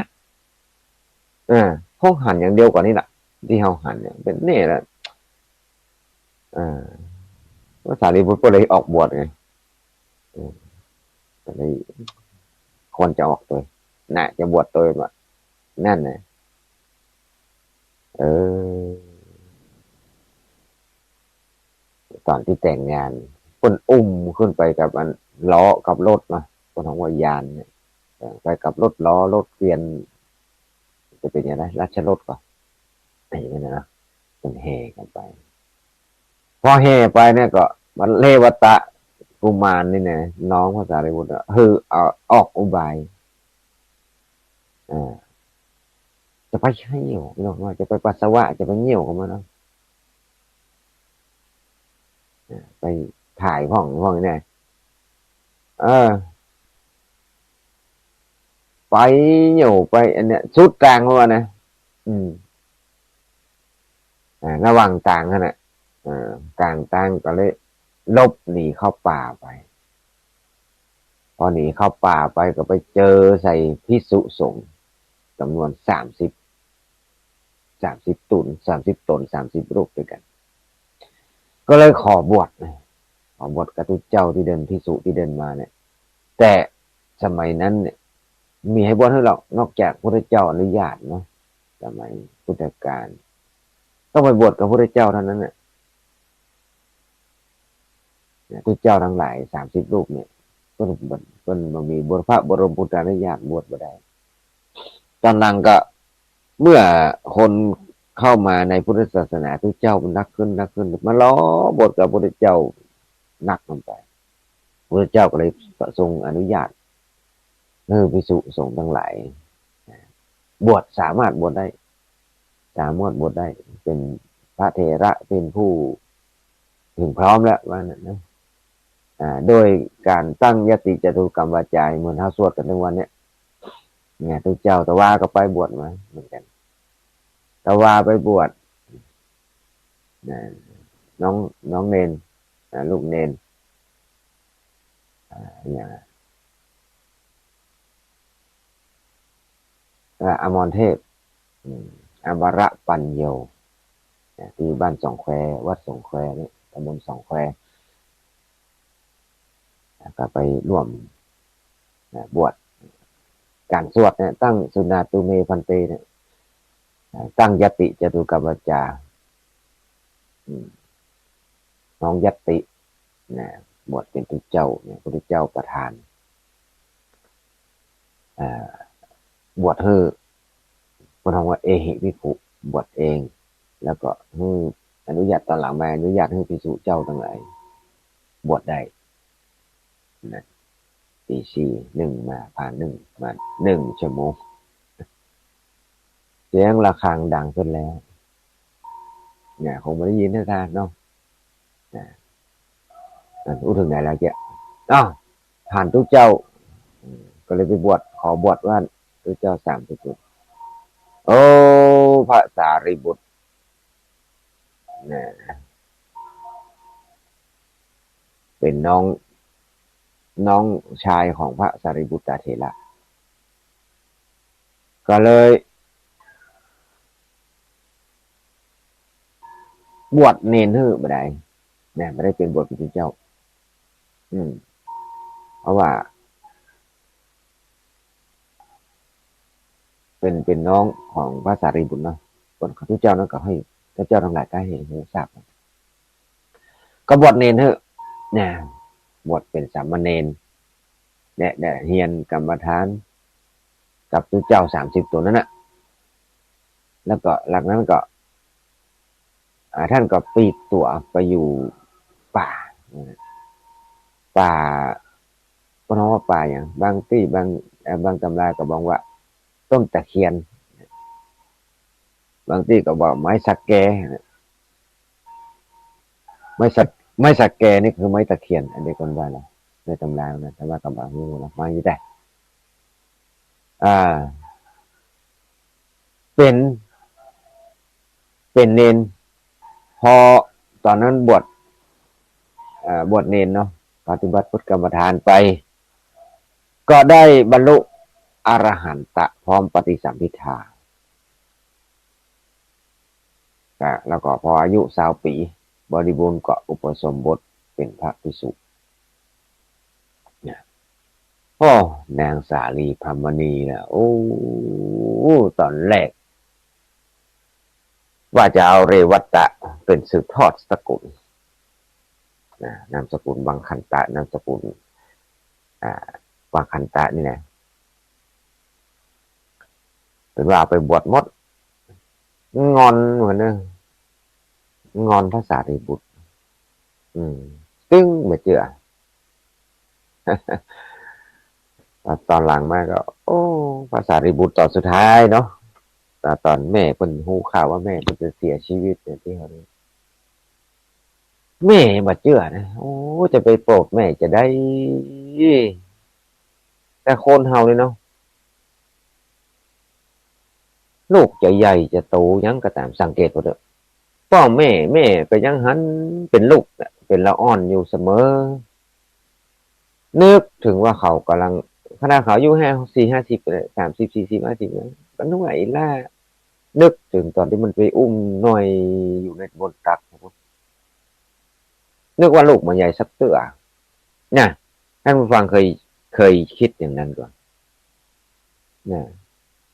คิดว่าลูกตัวเก่าเป็นละอ่อนเป็นนี้เสมอลูกก็ลูกตอนหลังนี่ที่อะไรอย่างก็ไปเฝ้าแม่เนาะก็แม่เพิ่นก็แก่แล้วนะพระสารีบุตรเพิ่นแก่สมัยนั้นตอนที่จะไปโปรดพระมันโปรดมารดาพวกน่ะคือรับใส่ในพุทธศาสนาอืมแต่ตอนนั้นเพิ่นก็บ่สบายแหละไปโปรดนอนอยู่ห้องข้างๆแม่นะหัวค่ำมานี่มาวัดเราหันแสงสว่างวันแรกแสงสว่างเกิดขึ้นเต็มในห้องนะถามลูกตัวเก่าว่าไอ้อย่างแสงไอ้อย่างลูกทั้งคืนโอ้เนี่ยภาษาริบุตรว่าโยมแม่อันคืนนะอันเทวดาทั้งหลายมาฟังธรรมเรามานะอืมแอมคืนหันแสงสีเขียวเขียวมาแต่หันแสงสีเขียวเขียวถามว่าถามลูกถามภาษาริบุตรอะไรอย่างโอ้พระอินทร์มาเฝ้าพระอินทร์มาเฝ้าในวันแสงสีแดงลงมาถามลูกกันใครแม่ว่าโอ้พระพรหมเนี่ยมาฟังธรรมฟังมาเฝ้าก็แม่ตัวเก่าเป็นพราหมณ์เนาะลัทธิพราหมณ์นี่สูงสุดคือพระพรหมแล้วนางสารีบุตรโอ้ขนาดพระพรหมยังมาไหว้เลยมาไหว้ลูกเขาเนี่ยเนี่ยส่งนึกอย่างนั้นเลยขนาดพระพรหมยังมานั่งไหว้แสดงว่าลูกเขานี่เก่งกว่าพระพรหมว่าอันนี้ลูกเขาต้องเก่งกว่าพระพรหมเพราะว่าจุดสูงสุดของศาสนาพราหมณ์คือพรหมสูงสุดเนี่ยพรหมันเนี่ยพรหมันตะพรหมันเนี่ยสูงสุดของศาสนาพราหมณ์โอ้ขนาดพระเทวดาทั้งหลายพระอินทร์ทั้งหลายพระพรหมยังมานั่งมาเฝ้ามาฟังธรรมมาไหว้ลูก ภาษาริบุตรลูกตัวเก่าตอนหลังแม่ก็เลยเลื่อมใสพอมีจิตใจอ่อนโยนเลื่อมใสแล้วก็เตะทำกับแม่ตัวเก่าแล้วสมัยตอนแรกๆยังโอ้ด่านางสาลีพรามณีด่าเนี่ยแม่ตัวเก่าด่าพระสารีบุตรตอนนั้นพระสารีบุตรนี่เพิ่นปาภิกษุบริวารทั้งหลายเนี่ยภิกษุทั้งหลายประมาณ500 รูปด้วยกัน500 ตนออกมาบิณฑบาตพอถึงหน้าบ้านแม่หน้าบ้านมารดาตัวเก่าเพิ่นว่าที่เมืองนันทานะแต่ก่อนเพิ่นห้องบ้านเนี่ยนาลกะเพิ่นว่านะนาลกะกับนารันทาอันเดียวกันว่าตอนนั้นนะแม่หันเนาะก็นิมนต์เข้าไปนั่งในบ้านถวายอาหารไปตัวอู้ประชดประชันไปตัวพ่องเนี่ยอู้ประชดประชันภาษาริบุตรเนี่ยกล่าวว่าท่านผู้เจริญท่านมาได้ของเคี้ยวหรือว่าข้าวน้ำอาหารจากเฮือนคนอื่นเลยกะว่านะท่านก็สมควรจะไปกินน้ำข้าวนะอยู่ข้างหลังปะเนี่ยสักอะไรอย่างสักกระบวยว่านะน้ำสาวเข้าใจลูกตะกอไปกินน้ำสาวเข้าพระตุเจ้าหรือคนทิ้งความสะดวกสบายเนาะบิณฑบาตสมัยนั้นสมัยพุทธกาลมันจะสะดวกสบายนะมันจะเป็นเหมือนปัจจุบันเฮามาเดียวนะโอ้ไปนั่งอาหารโต๊ะจีนแม่พระเจ้ากินวงเสียงศรัทธาสมัยนั้นบางคงบางปีบางนี้พระเจ้ากินน้ำส้มผักดองนะจะธรรมดาทุกเจ้าทั้งหลายไม่เป็นพระอรหันต์กันเลยบิณฑบาตคนสมัยนั้นมันจะนับถือพุทธศาสนาทั้งหมดเลยนะบางคนก็ถือศาสนาอื่นคนยังเชื่อในลัทธิของครูทั้งหกก็ยังนักอยู่สมัยนั้นกว่าจะมาหันมาเลื่อมใสในพุทธศาสนาเนี่ยถ้าคนเราจะเปลี่ยนความคิดนี่มันจะของง่ายเลยบางคนมันตั้งโปรแกรมมานะมันตั้งโปรแกรมมาอย่างนั้นนะมันต้องมายอมรับอย่างอื่นคนเรานี่แปลกนะอาจารย์มาครูว่ามันตั้งกระแปงไว้ในใจเนี่ยมาครูสำเร็จเลยไอ้บางคนมันตั้งความกำแพงไว้ในใจเนี่ยมันบาเชื่อให้อย่างนี้นะโอ้อย่างใดมันตึงฝังเลยแปลกทั้งที่เขาอู้ถูกนะเขาก่อนอู้ถูกอย่างถูกนะแต่มันด้วยเหตุที่ว่าเขาบางคนมันเป็นเพื่อนกันเป็นเพื่อนกันเป็นพี่เป็นน้องเป็นฝูงไอ้เนี่ยมันหั่นกันมาหั่นกิเลสกันมาก่อนนี่เนี่ยมันหูกิเลสกันมาก่อนเนี่ยถือว่าบางทีอาจจะถือว่าเป็นลูกเนาะถือว่าเป็นลูกเป็นหลานแล้วมาสอนคนใหญ่อย่างนั้นแหละมันตั้งกำแพงมานะโอ้อันนี้มันรุ่นละอ่อนแต่ว่ามันซืนน่ะละอ่อนแต่ว่ามันซืนมาสอนเฮาอายุ70-80อ่าสอนเขาเป็นแม่นะสอนเขาเป็นพ่อเขานะตัวเก้าลูกเขาเตะๆเนี่ยบางทีมันตั้งกำแพงไว้ไม่ยอมฟังท่านบรรดาท่านผู้ฟังทั้งหลายท่านเป็นอย่างนั้นปะเวลาลูกมาสอน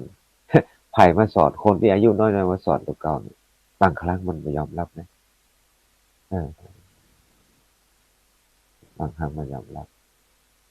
นอนแต่ว่ามันสื่อไม่สอนมีอย่างเป็นอย่างแต่ว่าบางคนครูบาอาจารย์ก็ยังหนุ่มอยู่นะคนเฒ่าอายุนักเนี่ยถ้าทลายกำแพงนั้นได้นะต้องทลายกำแพงขวางกั้นนะบางครั้งต้องทำลายกำแพงที่มันขวางกั้นที่เขาจะได้รับความรู้ดีๆลองฟังความคิดเห็นของคนอื่นดูแล้วบางทีลูกจะไปเตือนพ่อเตือนแม่มาให้ฟังนะถ้าเรายังยอมรับความคิดเห็นความรู้สึกของคนอื่นบ้างเนี่ยเราก็จะได้เข้าใจคนอื่นเพราะว่าเอาใจเขามาใส่ตัวเราเอาใจเขามาใส่ใจเราเราก็จะรู้ในใจของเขาว่าเขาคิดยังไงโอ้อันนี้เพลงคาราบาวนะเขาจะรู้ว่าเขาคิดยังไงกับเราลองเอาใจมาใส่กัน บางทีมันแบบธรรมดา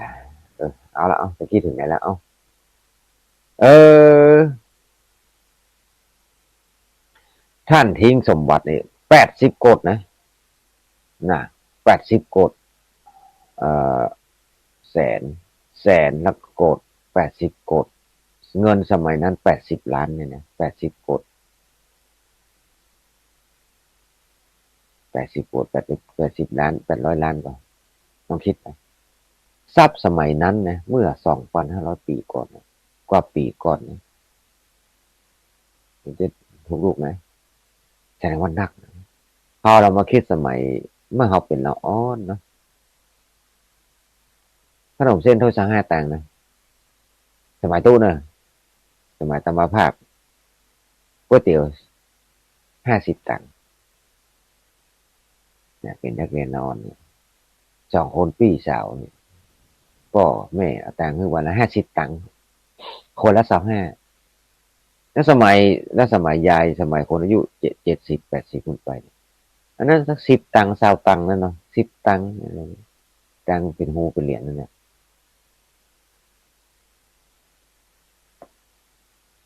แต่80 โกฏนี่มันจะธรรมดานะเป็นมหาเศรษฐีคนหนึ่งนะเป็นเศรษฐีนะออกบวชโอ้ครอบครัวค่ะข้าเจ้าชิบหายหมดแล้วเออชิบหายแล้วมีใครสืบสกุลนะทรัพย์สินมีใครสืบมาสีใครตอดนั่นแหละเนี่ยตัวเก่าออกบวชแล้วยังมาปอเลยเอาน้องตัวเก่าไปบวชตัวเหี่ยมดประตูกระเสียงแม่อันนางสารีพรรมณีโคตรงอนมันจะโคตรได้ก่อนเนาะถ้าอย่างงอนนั่นแหละประชดประชันพระสารีบุตรอืมเอาเข้ามาใส่บาตรนะตัวเจ้าล่ะนะแล้วก็เก่าประชดประชันไปเต้ยลูกของเฮาเนี่ยถูกท่านทั้งหลายอืมเอาไปเป็นคนรับใช้ของท่านละอืมพวกท่านก็กินเถอะว่าเนี่ยอืมเออภาษาไทยพูดเป็นสลากมันเนาะรับใจสิสุทั้งหลายแม่ก็ว่าเอาเจ้าเอาลูกตะเกาไปกินน้ำข้าวต้มเสาน้ำข้าวอืมแล้วก็เอาเข้ามาใส่บาตรทุกเจ้าประชดประชันก็ได้ภาษารีบุตรกับพิสุทั้งหลายก็เออครับบาตรมาเรียบร้อยเนาะก็กลับไปที่วิหารเวรุวันเนี่ยแล้วก็เพิ่นว่าเพิ่นว่าพระราหุลพระราหุลเป็นบุตรเป็นบุตรของสิทธัตถะนะไม่ใช่บุตรพุทธเจ้านะทีนี้เป็นพุทธบุตรละชื่อว่าพระราหุลเนี่ยแต่ตอนนั้นประกอบบทแล้วนะแต่ก็เลยพระราหุลก็เลยแบ่งอาหารไปถวายพุทธเจ้าเลยเป็นลูกเนาะพุทธเจ้าถามพระราหุลว่าราหุลเธอไปที่ใดมาว่าพระราหุลก็ว่าข้าพระองค์ไปบ้านย่าไปบ้านย่าพุทธเจ้าค่ะว่านะเอ๊ะพระราหุลนี่อย่างห้องย่าก็พระราหุลเป็นลูกศิษย์เนาะเป็นลูกศิษย์ของพระสารีบุตรนะพระสารีบุตรเป็นพระอุปชาอาจจะถามว่าพระราหุลไผเป็นบวชเฮ้อเนี่ยไผเป็นคนบวชเฮ้อก็พระสารีบุตรเถระเจ้าเนี่ยเป็นอุปชาพุทธเจ้าไม่ได้บวชเฮ้อนะพระราหุลไปบ้านย่าบ้านเราก็เลยนับถือพระสารีบุตรเป็นป่อเนี่ยก็เลยแม่ของพระสารีบุตรก็เลยห้องย่าก็เลยบัญญาหลังว่าพระเจ้าถามว่าเราคุณไปไหนมาไปบัญญามาเจ้าข่าว่าก็เลยว่าอุปชาของเธอเนี่ยถูกย่าว่าได้พ่อง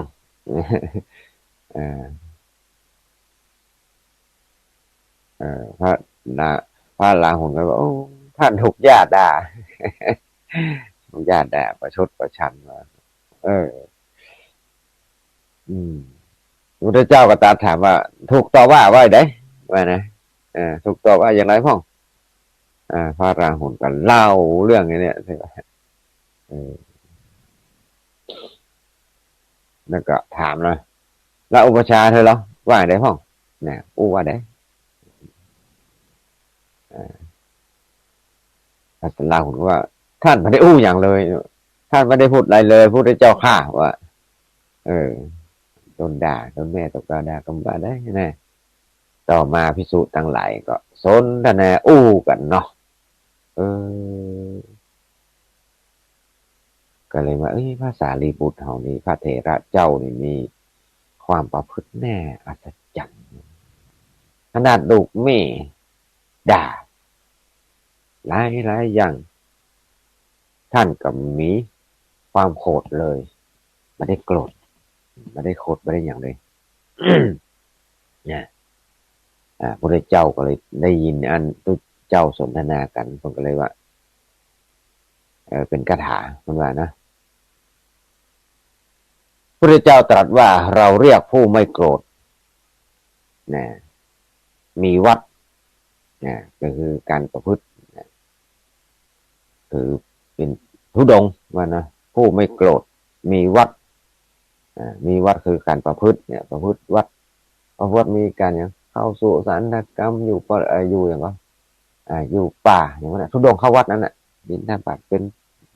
อยู่ป่าเป็นวัดอยู่ต้นไม้เป็นวัดเนี่ยคือเนี่ยคนคำว่าวัดวัตระวัตระนี่แปลว่า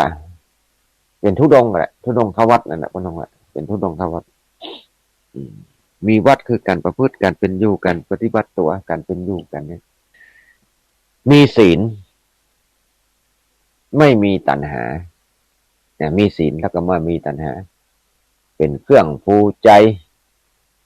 คนที่ฝึกอินทรีย์ทั้ง6แล้วเนี่ยก็มีร่างกายสุดท้ายเนี่ยคือว่าของว่าพราหมณะหรือพราหมณ์ผู้ปฏิบัติดีเป็นคนบักโคตรเป็นคนที่มีศีลเป็นคนที่มันมีปัญหามันมีตัณหาเป็นคนฝึกอินทรีย์6ดีแล้วเนี่ยเป็นว่าพราหมณ์ก็คือผู้ปฏิบัติดีปฏิบัติชอบปฏิบัตินี่เนี่ยพราหมณ์ผู้ปฏิบัติเข้าสู่เพื่อสู่ถึงพรหมหมายว่าพราหมณ์อันนี้เรื่องของพระสารีบุตรนี่มีน่าคณะสถาผู้ฟังเพราะว่าเป็นอัครสาวกเนาะฝ่ายซ้ายเป็นธรรมเสนาบดีเรื่องราวของท่านเยอะแยะมากมายจะมากล่าวในที่นี้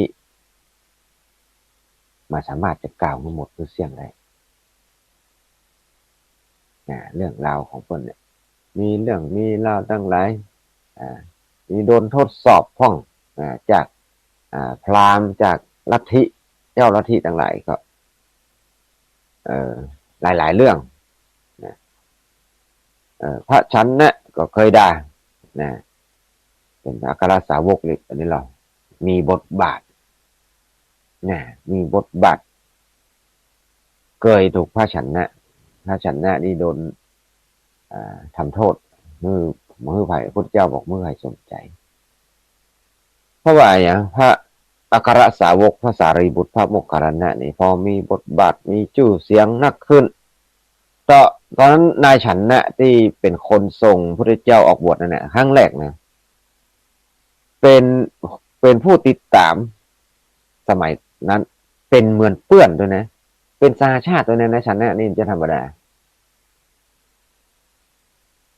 แต่ว่าเคยอยู่เคยเล่นเคยหัวกับพระพุทธเจ้ากับพระ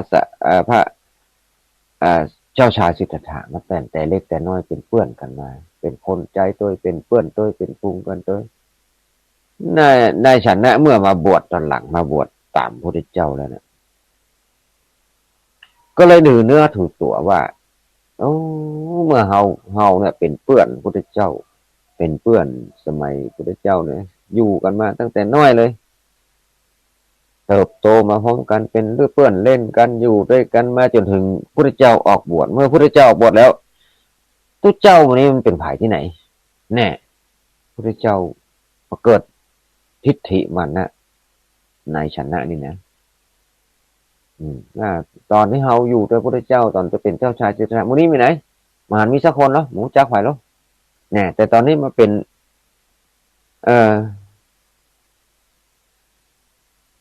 มาเป็นใหญ่เป็นโตอย่างเงี้ยครับว่านี้เนาะก็ตามเสด็จโดยพระเจ้าลูกเธอทั้งหลายเนี่ยกษัตริย์ทั้งหลายเนี่ยเวลานั้นเขามาหารถวายทุกคนเนาะแต่วันนี้ท่านเนี่ยชอบไปอู้ว่าเราชื่อสารีบุตรเราชื่อโมกขลันนะเราเป็นพระอัครสาวกแน่เรื่องนี้ก็เล่าพออู้ไปถึงพระเจ้าเนี่ยพระเจ้าเรียกนายชนะพระชนะมาเรียกตรัสให้พระชนะเข้าเฝ้าก็ทรงสอบถามสอนว่าพระชนะนายชนะก็นั่งฟังนิ่งอยู่เมื่อพระเจ้าสอนเรียบร้อยตัดสอนเนี่ยก็ยังวันนี้นะถือทิฏฐิอยู่ออกจากดีฟอลแล้วก็ยังไปด่าพระสารีบุตรกัมมะโมคคัลลานะเห็นพระเจ้าก็ฮ้องมานะฮ้องมาสอนมาเตือนว่าบ่ได้บ่ดีว่าอย่างนั้นเนี่ยเตือนถึง3 ครั้ง 3 คราเนี่ยตรัสว่านายฉันนะ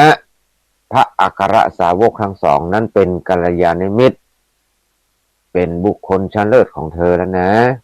เธอจงไปคบไปเสพกัลยาณมิตรอย่างเงี้ยเถอะจะไปเนี่ยโอ้คนดีขนาดเพิ่นเป็นกัลยาณมิตรไปคบไปหาเถอะก็เลยตรัสเป็นคาถาว่าบุคคลบ่ควรคบคนบาปเป็นมิตรบ่ควรคบบุรุษต่ำช้าควรคบแต่กัลยาณมิตรควรคบสัตบุรุษกัลยาณมิตรสำคัญพระเจ้าตรัสนะบ่ควรไปคบคนที่เป็นบาปคนที่เคยกระทำบาปเป็นประจำเป็นเพื่อนเป็นมิตรเนี่ยมันจ้างปลาตกไปในที่ชั่วถ้าคนบาปถ้าคบคนชั่วเป็นมิตรเป็นพระพุทธเจ้าตรัสว่าเป็นอย่างเป็นทางแห่งชิบหายเลยคบคนชั่วเป็นมิตรพาไปเรื่องที่ชิบหายอย่างเดียวมิตรที่บทควรคบคนชั่วถ้าไปคบไปอย่างมันจักจูงกันไปแล้วเนี่ยพระพุทธเจ้าตรัสนะถ้าคบคนชั่วเป็นมิตรคบอย่างไรเป็นอย่างนั้นคบแหงก็เป็นแหงคบกาก็เป็นกาถ้าคบกัลยาณมิตรคบหงก็เป็นหงมันจะป่ากันไปทางที่ดีกันนะ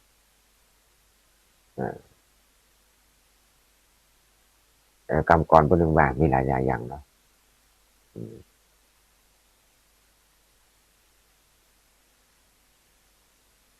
คบคนเช่นใดก็เป็นคนเช่นนั้นว่านะแต่ทวนคบกัลยาณมิตรเป็นคนดีคบสัตบุรุษคือคนที่มันมีเหตุมีผลรู้จักเหตุรู้จักผลรู้จักตนรู้จักประมาณรู้จักการรู้จักเวลารู้จักสถานที่รู้จักชุมชนรู้จักชุมชนรู้จักบุคคล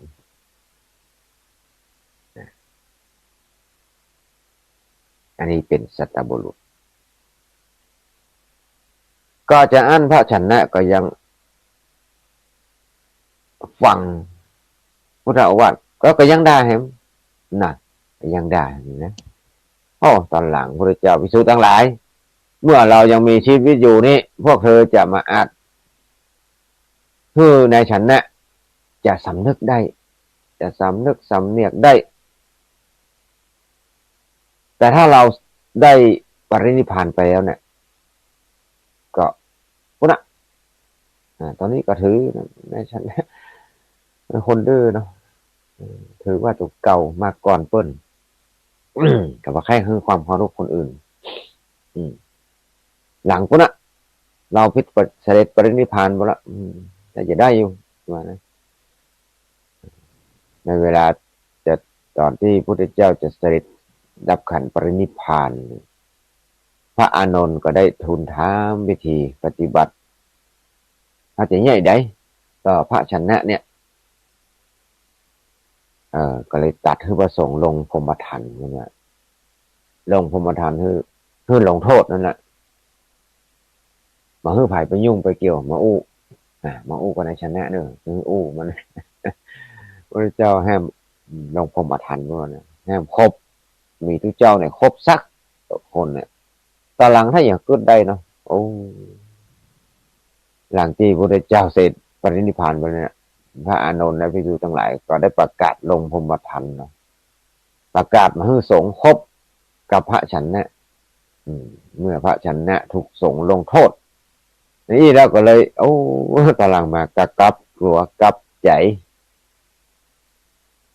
พอกลับตัวกลับใจได้ก็ประกาศให้ครบในชนะได้ในชนะตอนแรกก็มีทิฏฐิมันนะเนาะคนเราขนาดพระเจ้าเตือนนะยังบอกฟังในชนะนี่จะธรรมดาแต่มาเมินพอลดทิฏฐิมานะลงไปกลับตัวกลับใจลดทิฏฐิมานะลงไปอย่างไปก็ต่อบรรลุพระอรหันต์นะโดยพร้อมด้วยปฏิสัมภิทาเนี่ย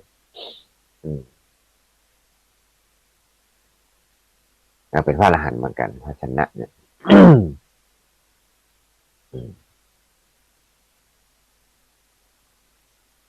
แล้วก็อันนี้ก็เรื่องหลายราวนะเอาละปีสี่ก็ครับ8นี่ว่าจะเรื่องอะไรก่อนจะเล่าเรื่องของอะไรก่อนอันนี้มาจบที่ไหนพระสารีบุตรนะญาติโยมทั้งหลายเอาที่กับปบเนาะเอาจนพุทธเอาจนถึงต้นอายุตะใดเสด็จดับขันนิพพานที่ไหนอีกนึงก่อนเนาะเอาแค่นั้นก็เพราะว่าจะไปอู้รายละเอียดทั้งไปก็ยาวขอโทษขอดื่มน้ำแป๊บหนึ่ง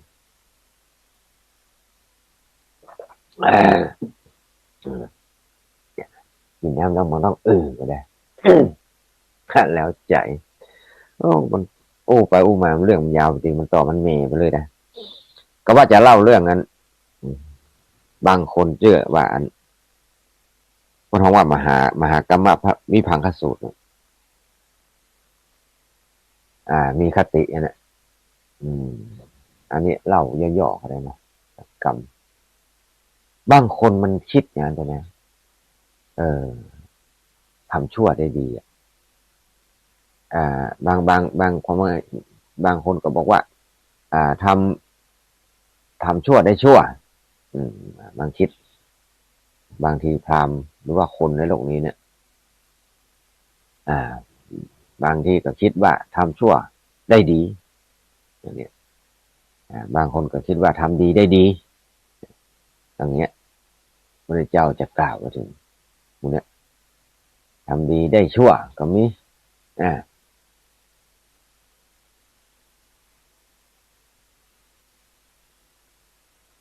อันนี้ต้นก็มาจาก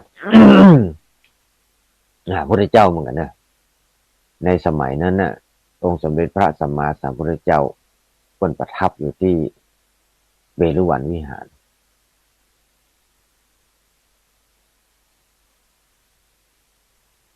เป็นสถานที่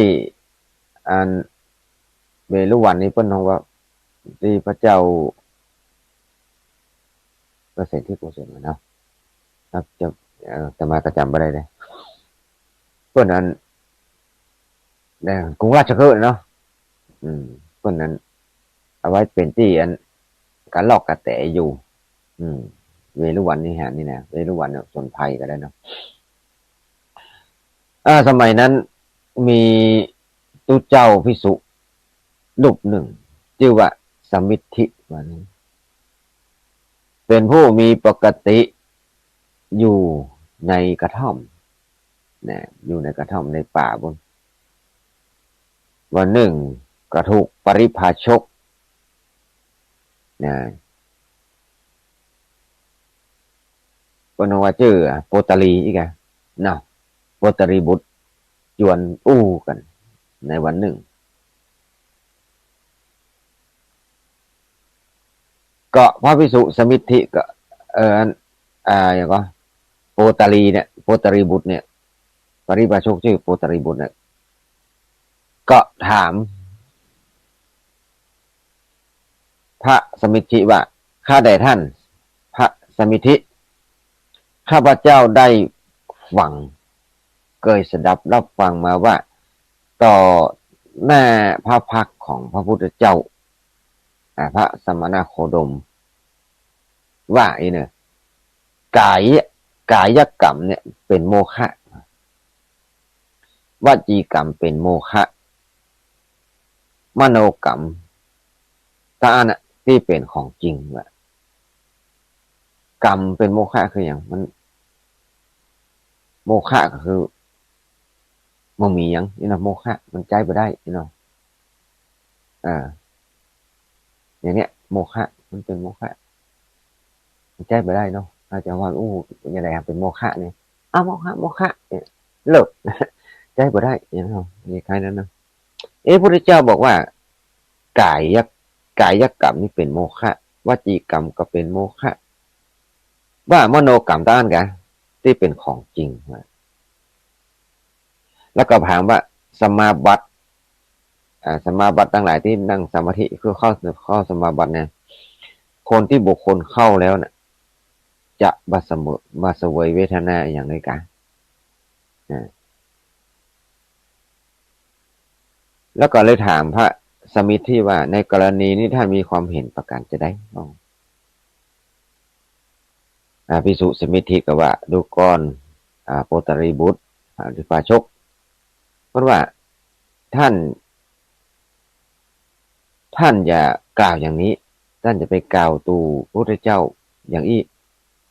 การกล่าวตูสมเด็จพระสัมมาสัมพุทธเจ้านี่อันนี้กล่าวตูบ้าไปเลยมาเป็นอย่างมาเป็นเนี่ยมันเป็นเรื่องดีงามเนอะมันไม่ใช่เรื่องดีงามแต่อย่างใดนะเพราะว่าสมเด็จพระผู้มีพระเจ้าเนี่ยไม่ได้ตัดอย่างนี้ว่ากายกรรมเป็นโมฆะวจีกรรมเป็นโมฆะมโนกรรมเท่านั้นที่เป็นของจริงเนี่ยแล้วก็ว่าที่สมาบัติที่บุคคลเข้าแล้วเนี่ยจะมาเสวยเวทนาอย่างก็ท่านสมิทธิท่านบวชนานได้กี่ภาษาละเนี่ยโอตาลีเนี่ยโอตาลีปริปาชกถามท่านบวชไม่หมดหรือยัง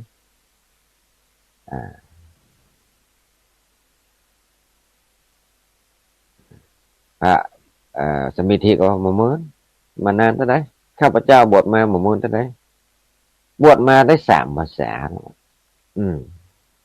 สมิทธิภิกษุสมิทธิว่านะโอ้ท่านสมิทธิในเมื่อท่านเป็นภิกษุตุเจ้าภิกษุบวชใหม่อย่างท่านเนี่ยจะมีความเข้าใจระวังของพระศาสดาแห่งตนของวินี้กะว่านะหมู่เฮาทั้งหลายทุกเป็นปริพาชกเนี่ยจักอย่างกับพระเถระที่บทมึนๆเนี่ยได้จะได้เนาะขณะท่านบทมา3 ภาษานี่นะท่านยังมีความรู้หรือว่ารักษาพุทธศาสนาได้ถึงขนาดนี้ว่านะเนาะว่าท่านสมิทธิข้าพเจ้าจะถามท่านอย่างนี้ว่าบุคคลที่ทำกรรมชนิดที่ประกอบด้วยความจงใจโดยกายโดยวาจาแล้วก็โดยใจทำให้เกิดผลเป็นทุกข์แล้วจะได้เสวยอย่างประกอบด้วยกายวาจาใจอันให้ผลเป็นทุกข์ แล้วจะได้ผลเสวยผลอย่างก็เขาก็ต้องได้เสวยผลเป็นทุกข์นั่นแหละอืม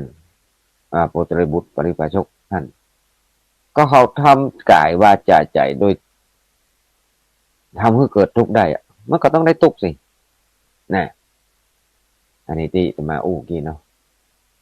ก็สู้ทำเหตุทำอย่างที่มันจะทำให้มีผลเป็นทุกข์มันก็ต้องได้ทุกข์นั่นแหละอืม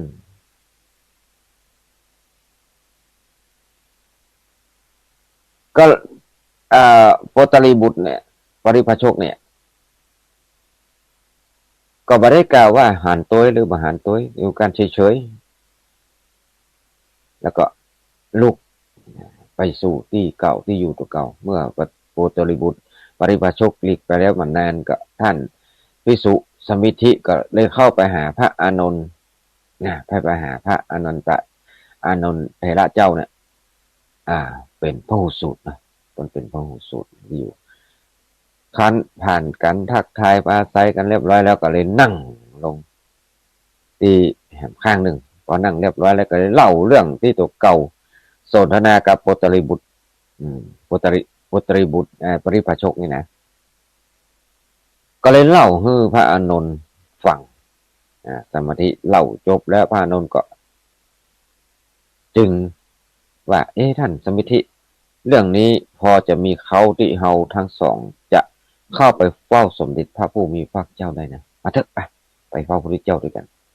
ก็เลยปากันก็ไปเฝ้าพระพุทธเจ้าแหละเนี่ยพระผู้มีพระเจ้าสุเดชที่ประทับแล้วก็เลยเล่าเรื่องเนี้ยพระพุทธเจ้าว่าใดเนี่ยท่านก็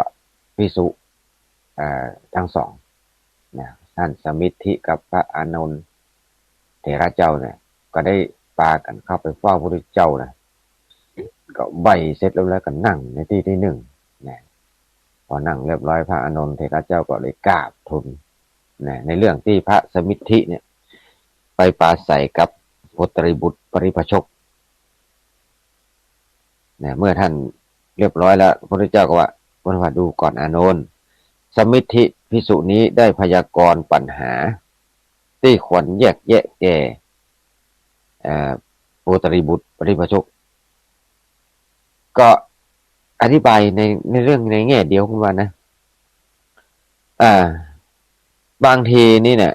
ปริภาชกนั้นต้องถามถึงเวทนาเวทนาคือสุขทุกข์อุเบกขานะการที่สมิทธิภิกษุจะถูกถามอย่างเนี้ยคนเขาว่าโพตริบุตรปริภาชกเนี่ยบุคคลคนกล่าวว่าบุคคลทำกรรมชนิดที่ประกอบพร้อมด้วยความจงใจด้วยกายด้วยวาจาด้วยใจอันเป็นผลให้เป็นสุขแล้วเขาก็ย่อมเสวยความสุขต้องประกอบไปสามอย่างว่าถ้าทำกรรมจงใจด้วยว่ากายวาจาและใจที่จะทำให้มีผลเป็นความสุขเขาก็ย่อมรับได้ความสุขแต่ว่าถ้าทำกรรมชนิดประกอบด้วยการจงใจด้วยกายวาจาและใจอันเป็นมีผลเป็นทุกข์แล้วก็ย่อมได้รับเสวยผลของทุกข์นั้นนะบุคคลบานพืชเช่นไรก็ได้ผลเช่นนั้นอันนี้พระพุทธเจ้าที่มันเก่าคำมามันก็มานะคนเรามันทำด้วยกายวาจาใจอันที่เป็นมีผลอย่างใดมันก็ต้องได้ผลอย่างนั้นนะพระเจ้าเขาจะอธิบายอย่างนี้เข้าใจอย่างนี้เนาะแล้วเพิ่นว่าบุคคลทำกรรมผู้ประกอบด้วยกายโดยความจงใจด้วยกายวาจาเนี่ยที่จะซ้ำให้ผลเป็นบาสุกบาทุกนะบาสุกบาทุกก็คืออุเบกขานั่นแหละ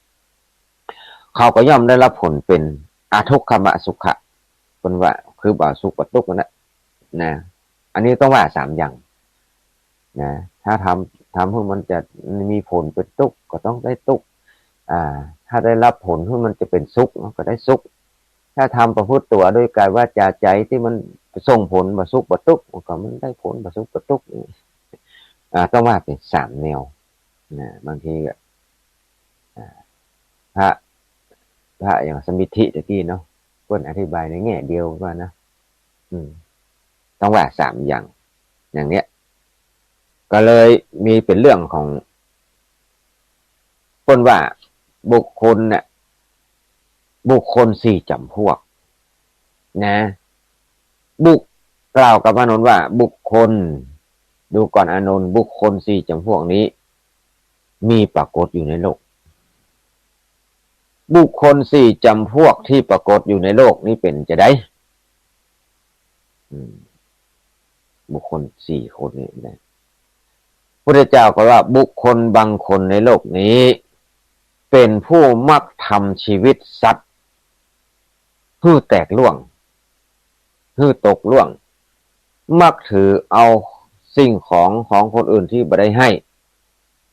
มักประพฤติผิดในกามมักพูดเท็จมักพูดส่อเสียดมักพูดคำหยาบมักพูดเพ้อเจ้อเหลวไหลผู้มากด้วยอภิชฌาเป็นอภิชฌามันมีเป็นความหลงโมโหมีจิตพยาบาทมีความเห็นผิดในโลกนี้เนี่ยเมื่อเขาตายไปเขาย่อมเข้าถึงอบายทุกขติวินิบาตนรกเนี่ย4พวกเนี่ยตอนแรกเป็นผู้ที่ชอบฆ่าสัตว์ชอบลักของเปิ้ลนี่เนี่ยชอบพูดในกามพูดเท็จชอบพูดส่อเสียดพูดคำหยาบพูดเพ้อเจ้อมากโดยจิตพยาบาทมีอภิชฌา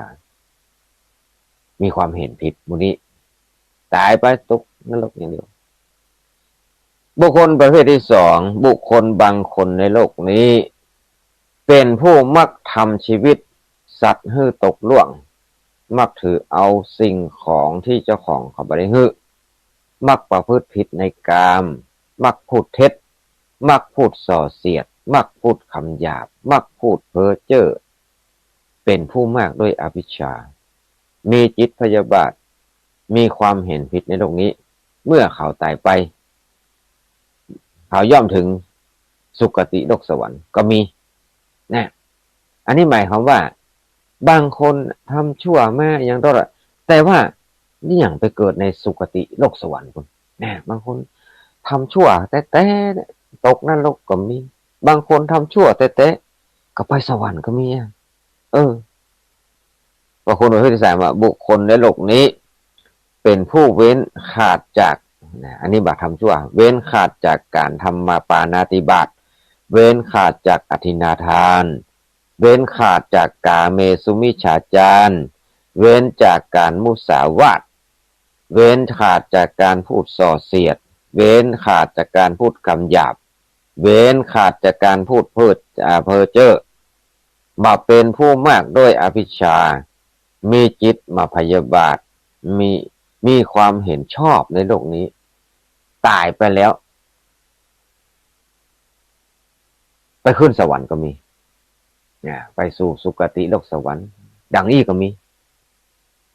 บุคคลที่4บุคคลบางคนในโลกนี้เป็นผู้เว้นขาดจากปาฐานิบาตเว้นขาดจากอธินาทานเว้นขาดจากกาเมสุมิจฉาจารเว้นขาดจากการมุสาวาทเว้นขาดจากการพูดส่อเสียดเว้นขาดจากการพูดคำหยาบเว้นขาดจากการพูดเพ้อเจ้อบ่เป็นผู้มากด้วยอภิชฌามีจิตบ่พยาบาทมีความเห็นชอบในโลกนี้เมื่อเขาตายไปแล้วไปตกนรกก็มีตกนรกตกอบายทุกขติวินิบาตนรกอย่างนี้ก็มีแต่พระพุทธเจ้าทำไมเป็นอย่างนั้นทำไมเป็นอย่างนั้นเอามาฟังวันอังคารแน่เป็นว่าบางคนทำชั่วมีความชั่วมีความเห็นผิดนั่นแหละตายไปตกนรกก็มีบางคนมีความอย่างเงี้ยทำประพฤติบดีบางงามผิดศีลผิดธรรมขึ้นสวรรค์ก็มีเนี่ยบางคนทำเว้นขาดจากการทำบดีทั้งหลายอกุศลกรรมนะขึ้นสวรรค์ก็มีแต่ว่าทำความดีมาตลอดตกนรกก็มีอันนี้เพราะเป็นเหตุอย่างเป็นอย่างที่ตมาโอ้ที่เนาะแต่บางทีบางไอ้ผลมันยังบักเกิดไอ้คนที่มันทำความดีแล้วมัน มันไปตกนรกอย่างแสดงว่าอ่าอดีตชาติหรือว่ากรรมตั้งแต่อดีตมามันยังส่งผลอยู่ส่งผลร้ายต่ออยู่เศษกรรมมันยังมีอยู่มันเนาะใจกรรมมาหมดเด้อความดีนั้นก็เลยยังปรากฏเด้อแต่เมื่อได้ชดใช้กรรมอันเก่ากรรมเก่าเรียบร้อยแล้วนะชดใช้กรรมเก่าเรียบร้อยแล้วกรรมดีที่ทำในปัจจุบันเมื่อกรรมเก่าหมดกรรมชั่วกรรมเก่าหมดกรรมดีน่าจะส่งผลให้เองนะนั่นเป็นอย่างนั้นแต่ว่าบางทีคนที่ทำความชั่วมาตลอดมันได้ดีเนี่ยแต่ว่าก็เพราะอย่างเพราะความดีในอดีตชาติที่ปางก่อนเขาเคยทำไว้แต่เมื่อมันหมดบุญเมื่อใดเนี่ยบาปนั้นตอบสนองทันทีอย่างนี้เป็นต้นเรามาอธิบายอย่างนี้คงเข้าใจแต่ว่ามันมีเหตุการณ์ที่จะก็ไปก็อธิบายเรื่องราวมันมีเหตุมีอย่างได้พระเจ้าตัดอย่างนั้นเขาก็มากันทีหลังตอนวันนี้เหลือเวลา13 นาทีนะ13 นาทีก็พอสมควรกับเวลาเอาสัพเพเหระปกิณกะคาถาเรื่องพระเถระพ่องเรื่องกรรมกรรมดีกรรมชั่วที่มันยังบังคับผลเตื้อดังนั้นก็รอกันต่อไปจะมาสรุปอย่างนี้ง่ายๆและเหตุการณ์มันจะเป็นยังไงก็ค่อยขยายอธิบายขยายความกันในโอกาสวันอังคารข้างหน้าเนาะเอาละเดี๋ยวเวลาตอนนี้ไปจะเปิดโอกาสเขาจะถามกันดีกว่าถ้าถามนี่แนวผมนะมีถามปัญหานี่จะแนวนะมีไปคนตำแลเออละมีคนฟังอยู่หลายคนด้วยกันแม่ก่อนกำมลเพลงแม่กิมซีพ่องยายติ๋มพ่องยายทองคำที่บางคำแม่อัมพรแม่แดงอัมพรบ้านแต้นดอกไม้ก็ฟังอยู่ฟังอยู่ในเจ้าไวสาว่าอันตะกี้อาจารย์ว่าครูอภิวัตรว่ากันว่าโทษติดกระลูคุยเลยนะครับเขาก็บัจารย์แอนสักคำตะกี้เอาโน้มันจะบางเงียบปิ้งห้องเงียบปิ้งกับเลยเนาะยายติ๋มก็มียายทองคำที่วงคำนี่อย่างสาธุไวสาหลายคนวันนี้คุณญาติโยมที่ฟังวิทยุอยู่ทางสันทรายก็จะมาเอี่ยวกันก็เลยก็โทรหาตุลุงเอาหาอันเป็ดป้นเป็นแน่ตุนะมันเป็นแน่ตุแม่วันเพ็ญโทรมาว่าเพิ่นจะพากันไปเอี่ยวท่องเที่ยวพอซากุระนี่หรอที่ขุนวางที่ขุนวางเสร็จแล้วจะไปลวดออกอันเทนนออกจำตองจะไปเอี่ยวหาตู้หลานมานะแต่มาเป็นในมีซักเป็นหลานเพิ่นแม่เพนนะเพนนี่มันจะน่าจะ67 6870แล้วเนาะมีศักดิ์เป็นนะผมไม่เอาหาตู้กันเลยล่ะอยู่วัดก่อนนะมาว่าอยู่กันวันนี้ไม่ได้ไปไหนวันนี้ไม่ได้ไปไหนก็อยู่อันก็มาเวลาไหนมั้งนะบอกจะมาเมื่อไรก็โทรมาก่อนเนาะจะถึงกี่โมงเขาจะได้อยู่มันมาแน่นอนแล้วเกิดว่าคนมาฮับไปหั่นไปนี่เนาะอันเรื่องเขาก็ลืมมันนะนัดไปแล้วเถอะว่าจะมาแห่สมุดจานสักนะเอาละคนที่ไลน์มาบอกเรียบร้อยคนที่ฟังวิทยุแฮม10 นาทีเปิดโอกาสให้คณะสัตยาทั้งหลายได้ตักตายทางเมืองฝางวันนั้นไปอันเนี่ยก็เมืองฝางเพิ่นให้ลูกเราเมืองฝางมานะเพิ่นมีจิ้นปีหน่องมาถวายเนาะพิเศษที่เพิ่นเลี้ยงกันในงานฉลองตัดตั้งท่านอาจารย์มหานพดลเนี่ยเนาะสวัสดิบดีเนี่ยที่ว่าบรรพตสถิตได้เลี้ยงกันเจอกันหลายลูกหลายตนหลายคนเราได้ตั้งใจกันแต่เพิ่นก็เอา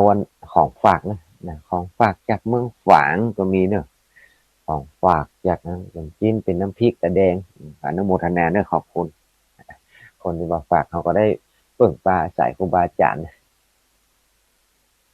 เปิ้นรู้จักครูบาอาจารย์แต่เฮาเปิ้นบ่รู้จักละแต่ว่าแต่เปิ้นก็ได้กินแต่เปิ้นเนาะอาศัยบารมี เออ0649863355ใครจะโทรมาก่อนทางลำปางก็ทางเวียงสาน่านนู่นน่ะมันจะมีก็ป้าแหนประสิทธิ์ด้วยแกทางวันแหนเนี่ยฟังฮะเมาหนาวนะเมืองแหนนี่ให้จะหนาวเนาะ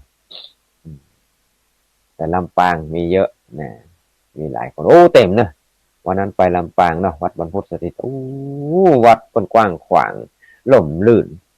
วันนั้นแคบไปถนัดตาแคบไปเลยโอ้คนหนักคนไหลไปแสดงมุทิตาจิตกับเปิ้น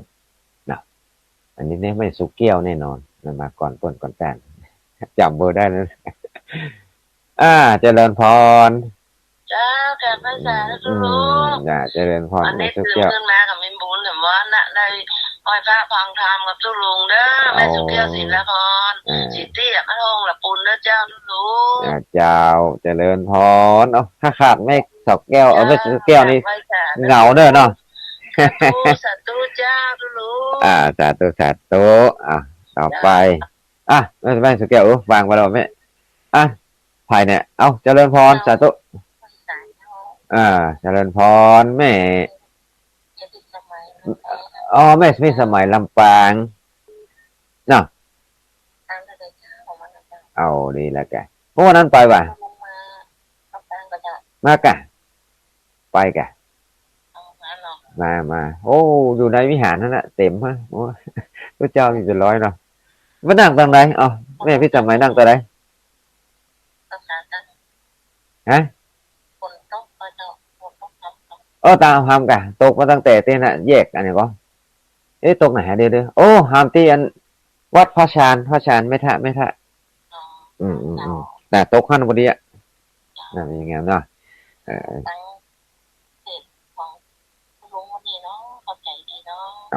ดีละสาธุคนเขาฟังเข้าใจนี่ก็มีกำลังใจเนาะแล้วมันว่าตุ๊ลุงไปเลยอย่างที่เบานี่นะฟังหมูเรื่องนี้หมดกำลังใจเนาะเจริญพรสาธุสาธุเจริญพรจ่ายต่อไปเนาะไปไหนล่ะอันใน316นี่เขาไม่พิสมัยเนาะ316นี่เนาะเรื่องของไผ่ไม่ไหนอันนี้แหละ904มาใหม่แล้วตะกี้มันติดสายเนาะบัดจันฮัลโหลเจริญพรไว้สาครับตะลุงที่ตามน้องเลยครับสาธุอันนี้ดีกะเนาะ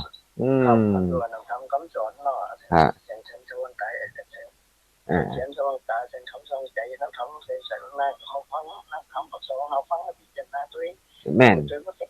มีความจริงสองคนเราทำมาสอนในมันถึงวันอีกวันไหนแม่นเขาต้องมันต้องไปออกนอกได้เลยเนาะต้องอยู่ในคำสอนพระพุทธเจ้าเลยแกแต่ตัวประแดนอันนี้ประแดนเนาะสาธุเจริญพรประแดนติดเนาะต่อไปมันเวลามันน้อยก็นี้จะต้องทักทายกันมาให้บดีเนี่ยเป็นกำลังใจกันได้ยินเสียงกันดีใจละว่าแสดงว่าแฟนคลับคนที่เคยฟังเคยยังก็ยังบ่ละแต่นะฟังอยู่เนอะอันมีให้ฟังตัวนี้ตักเซฟคนเดียวในผีบ้านี่เนาะเป็นเรื่องอย่างนี้เนาะเขาว่าเขาเป็นผีบ้าแล้วคนเดียวอย่างเนี่ยเนาะเนาะว่านะอย่างเนี้ยหน้าจอโทรศัพท์ก็แตกเนอะเพราะถ้ามันเล็กอย่างกับว่ามันถึงลายยุ่ยใหญ่หมดอะมันฮัลโหลอยู่ไหนล่ะ750ฮัลโหลไม่สาเจ้าเมนวนเจ้าอันนี้เมนวนลำปางก็ไม่เมนวนดอยสะเก็ดเนี่ยอีกแกหายไปหลายติดเนี่ยไม่นอนติดแล้วหายนะวันเดียวมันติดแล้วมันตรงกับวันพระเนาะวันศีลเนี่ยก็วันศีลใหญ่วัน4เปงเนาะต้องออกแล้วนะวันก่อนเลยออกวันพัดนะเต็มตัวลุงยองไป อย่างนี้ละแม่นวลเจริญพรเด้อสาธุสาธุเนาะแนวก็ฝนตกเนาะสาธุแม่นวลนี่มันมีหลายนวลเขาก็เลยว่านวลไหนนะพุ่นนะต้องนวลให้เสด็จเจ้าไอ้แกนี่แกเขาเจอพุ่นหรอที่อย่างก็ดอยอย่างก็พระเจ้า2 องค์มาทำไม่นอนนะนั่นแกจะลืมไปลามแล้วว่าแน่แต่ไม่นวลเป็นไหนฮะอย่าลืมไปแล้วนึกว่าคนเฒ่าคนแก่เนี่ยเป็นเรื่องเนาะสาธุสาธุสายต่อไปนะไม่นวลเนอะโอ้ปิดไปละฮัลโหลโอ้นี่ก็ไม่นวลอยู่แกมใช่ไหมวางก่อนพายเป็นพายกับหัวตัวลุงก็แบบไปเลยเนาะฮัลโหลไปสาธนูเจริญพรอันนี้ปอทัดกว่าปออย่างปอตันปอบุญจันทร์ปอบุญจันทร์นี่ไงเสียงมันเหมือนกันบนตันเสียงคนฮอนี่มันเท่านี่มันเหมือนกันหมดเนาะอันจะต้องตาก่อนแกตันมาทัดเนาะว่าก็ปาถามก่อนแกเดี๋ยวว่าแน่แตกครับว่าฟังนี่เนาะฟังขึ้นอะไรอย่างก็104นั่นเนาะตั้งแต่ตอนแรกๆเลยท่านที่นอนก็จะแต่ว่าแกหนาวเนาะนอนฟังได้ผมได้ไหวอย่างกันเนาะสาธุเด้อขอบคุณตาลสาธุสายต่อไปนะปอตันเนาะคุณตัน243ฮัลโหลเจริญพรแม่อ่านเสียงมันเหมือนว่ากล้วยเจ้าเกิดป่ะดังๆหน่อยนะแม่นวลก่อนไม่บุญไม่บุญกันไหมเนี่ยไม่สุกเกี้ยวเนี่ยมากล้วยแต่ว่าดังๆด้วยกันนั่นกันไม่ใช่เขาเป็นคนเขาเปิดเสียงจ้ากันแล้วก็เปิดเสียงก็แล้วว่าเปิดคือมันดังสุดเลยเฮ้ยมันเป็นอันนี้ไม่สีเกี้ยวอันไม่สุกเกี้ยวอันสีโพธารามเนาะตะกี้แม่สุกเกี้ยวอันอะไรวะศิลาพรโพลักเกี้ยวนะอันอันชัดเจนนะแม่เนาะดีเป็นได้ฟังแล้วเข้าใจดีวะเนี่ยเข้าใจนะแม่เพิ่นว่าใดลืมไปละก็มีนะแม่เด้อเข้าใจเข้าใจดีขนาดต้นลงนะแล้วต้นลงว่าใดก็ว่าสาธุเที่ยวกันนะเจริญพร59แล้วเพิ่นเตือนแล้วเด้อมาฮักไปแล้วเพิ่นเตือนมาแล้วเพิ่นเตือนสายมาแล้วจะได้ก่อนได้นำรายการนำลาจากคณะสถานทั้งหลายไปก่อนวันกันหน้าเจอกันใหม่ตี 3 ตี 5ยันตังรุธรรมวัฏติอายุวันโนสุขัง